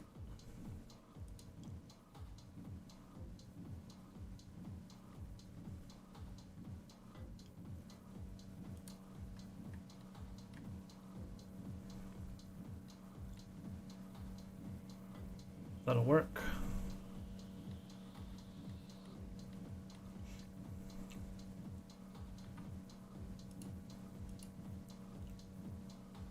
And this is just going to be a simplified representation of it because I don't have the rest of the wing done up yet. So I'll just create a doodad like you, a doodad like you.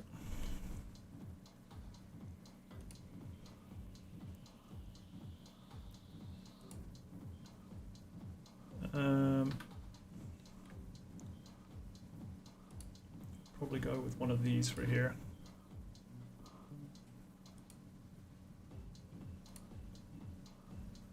What did we make it? 5?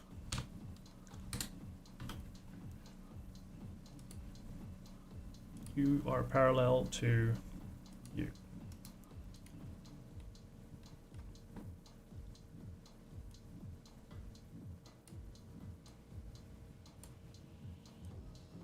And this would represent the wing. Lovely. So let's see how all this extrudes. This is going to be a garbage mess. This is going to be a hot garbage mess. Let's just go from here. I probably should have started with using sketch constraint. But oh well. We'll make it work. We will make it work. It will bow to our will and desires.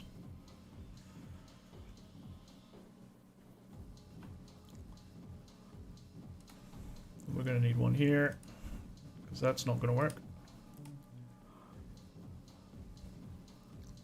That'll be fine. That'll be fine, that'll be fine. These areas might be an issue. That will be fine. That'll be fine. Yeah, cool. Finish sketch. Let us extrude.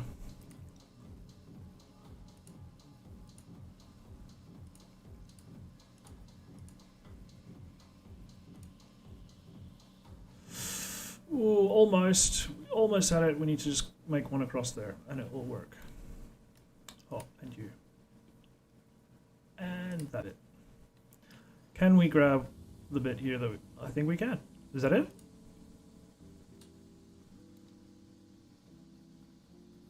That is it? Cool. And we only want 2 mils.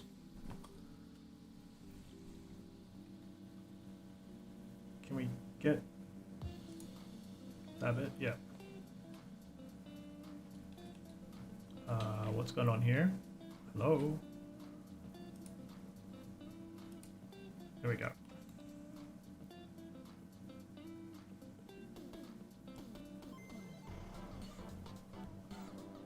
Sure, that works. Nothing to say here. We'll just leave it like that for now until I get the next section of wing done.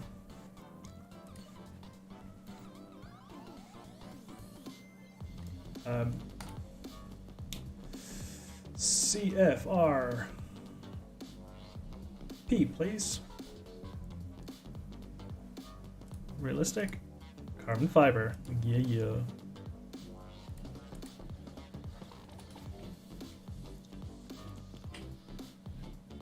Return.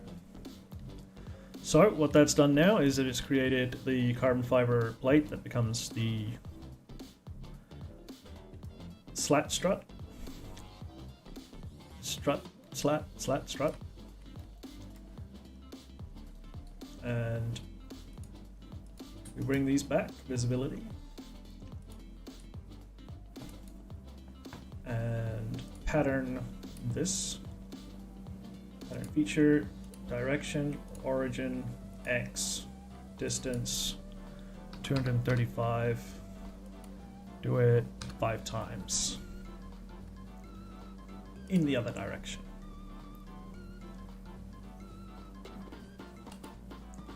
Sweet.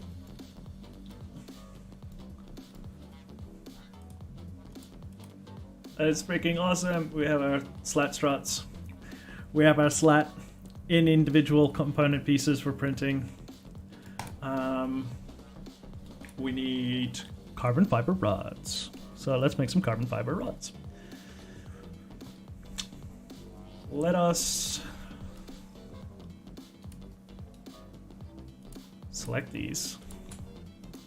Visibility, bugger them off. Let's switch back to orthographic so we're not losing our minds. I want a measurement from...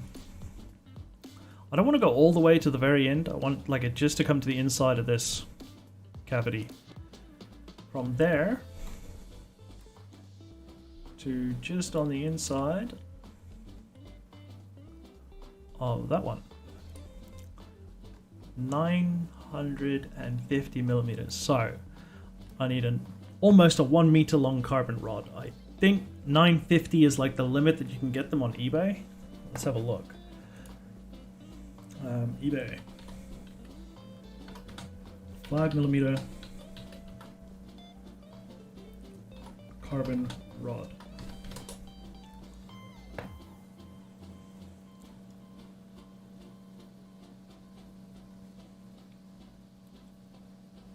Three, 4, 5, 6 millimeter. That's AliExpress.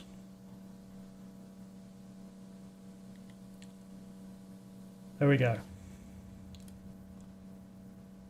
So 5 millimeter by 1 meter carbon fiber rod.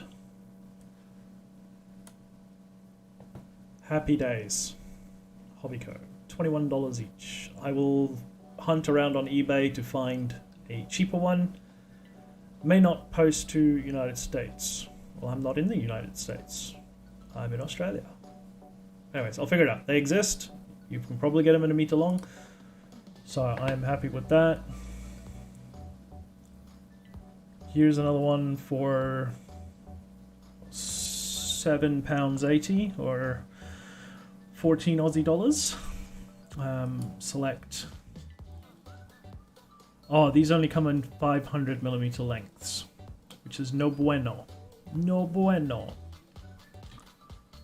So I'll hunt around and find those so we know we can get them. So I'm going to create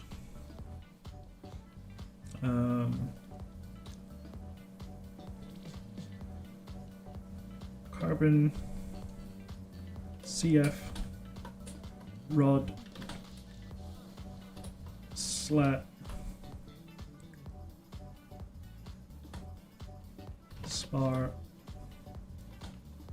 5 millimeters. Just create it off the origin, please. Start sketch. Circle 5. Finish. Extrude 950. Okay, generic, and we want CFRC, not CFRP. This is the other kind of carbon fiber. So if you go into the realistic view, when you look at this, it's got that sort of graphite-y look. So this is like a graphite carbon rod, reinforced graphite carbon rod. But it's not like the graphite you get that's fragile. This is like the strong stuff. I've got some in the cupboard over there. I'll pull it out just now and have a look at it. Show you guys, but yeah. Let us put a 0.5 on the edges. Just because we can. Return. Let us create, what is the other one, the other hole size? I need another one that is 2 or 3 mil. Measure, what was this size? 3 mil.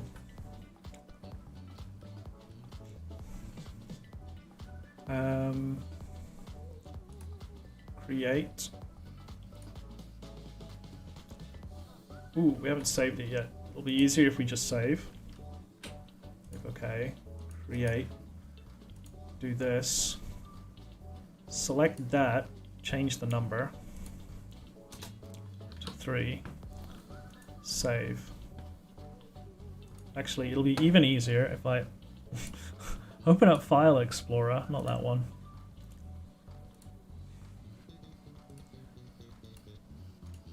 Control CV, select.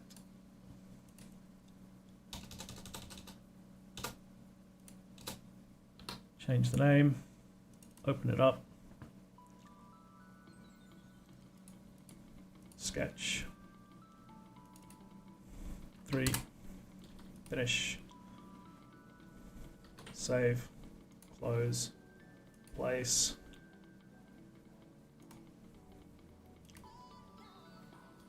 You can see how quickly the the components in my file are. This is going to be an enormous folder at some point, like with all the different components, parts, pieces. It's a mammoth undertaking trying to create something like this with this kind of scale fidelity, the accuracy of scale, and then it's already assigned the material property to it. Cool. Constrain you. Go here. Apply. You. Go here. Apply. Constrain this face.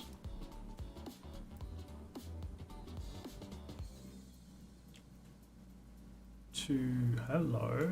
What's going on over here? Ah, there we go. There. Apply.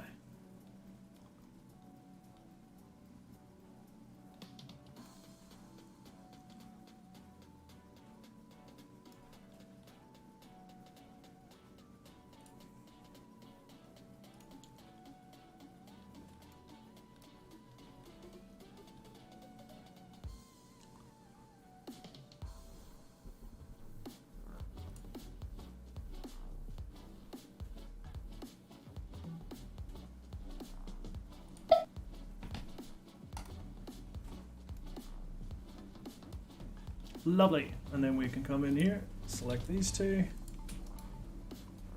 visibility, and there we have it.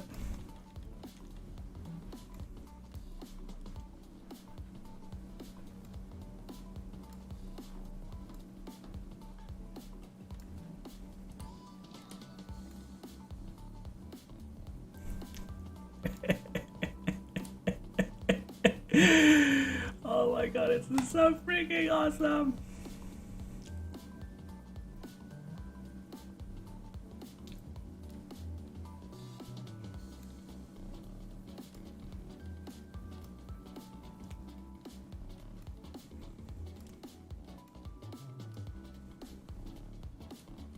Let's take some screenshots. Let's chuck it up on Twitter.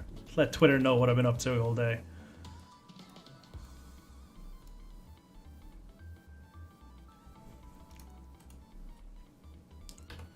Nice, gorgeous screenshot there.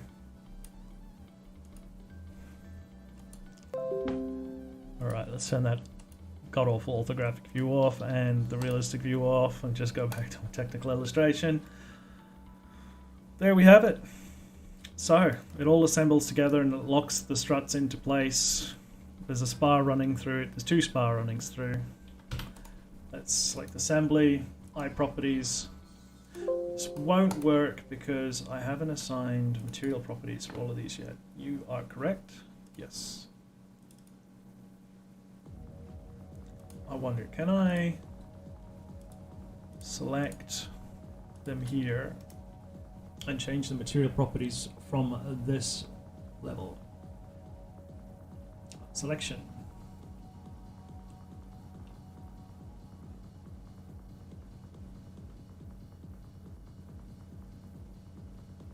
No. So I'll just hit open and it'll open each of them up. You are settle resin white.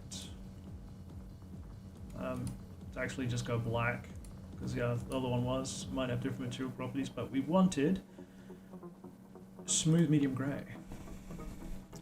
Save. Close. You settle resin black. Override, medium gray, save, close, you, acetyl resin, black, override, medium gray, save, close, you, acetyl resin, black, override, medium gray, save, close. Last one. Black, override, medium gray, save, close, model, save, eye properties, physical properties, update, 250 grams.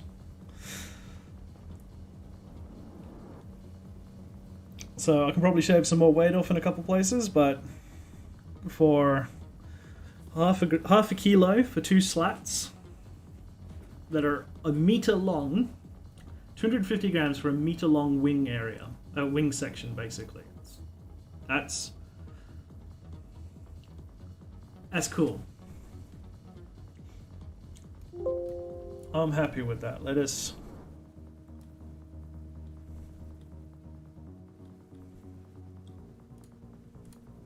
switch to wireframe mode, and we can, let's do that with those.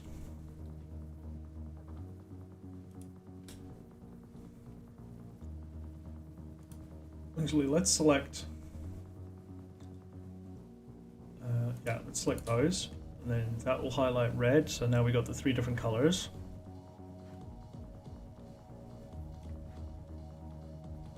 Like that, cool. So now people can clearly see the different things. We'll hit print screen.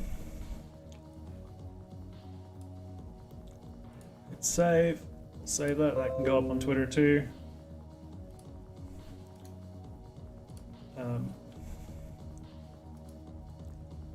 My properties. Close the help tab that just opened up in Firefox. Physical.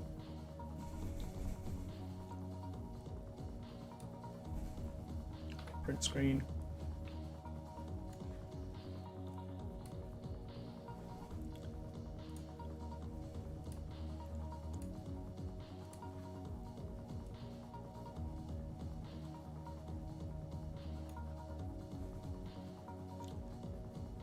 Save. Awesome! I'm super happy with that. That is fantastic. I love it. That is excellent amount of work done. Next up, we do the core. The core. That one's going to be a bit more complicated. I want to put some of the mechanisms for like servos and shit in there. I want to see if I actually can hide the servos in the wing instead of having to put them inside the fuselage in the cabin, because I actually want a scale looking cabin. I'm going to put the batteries inside the front engine cowling. That is going to be an interesting time.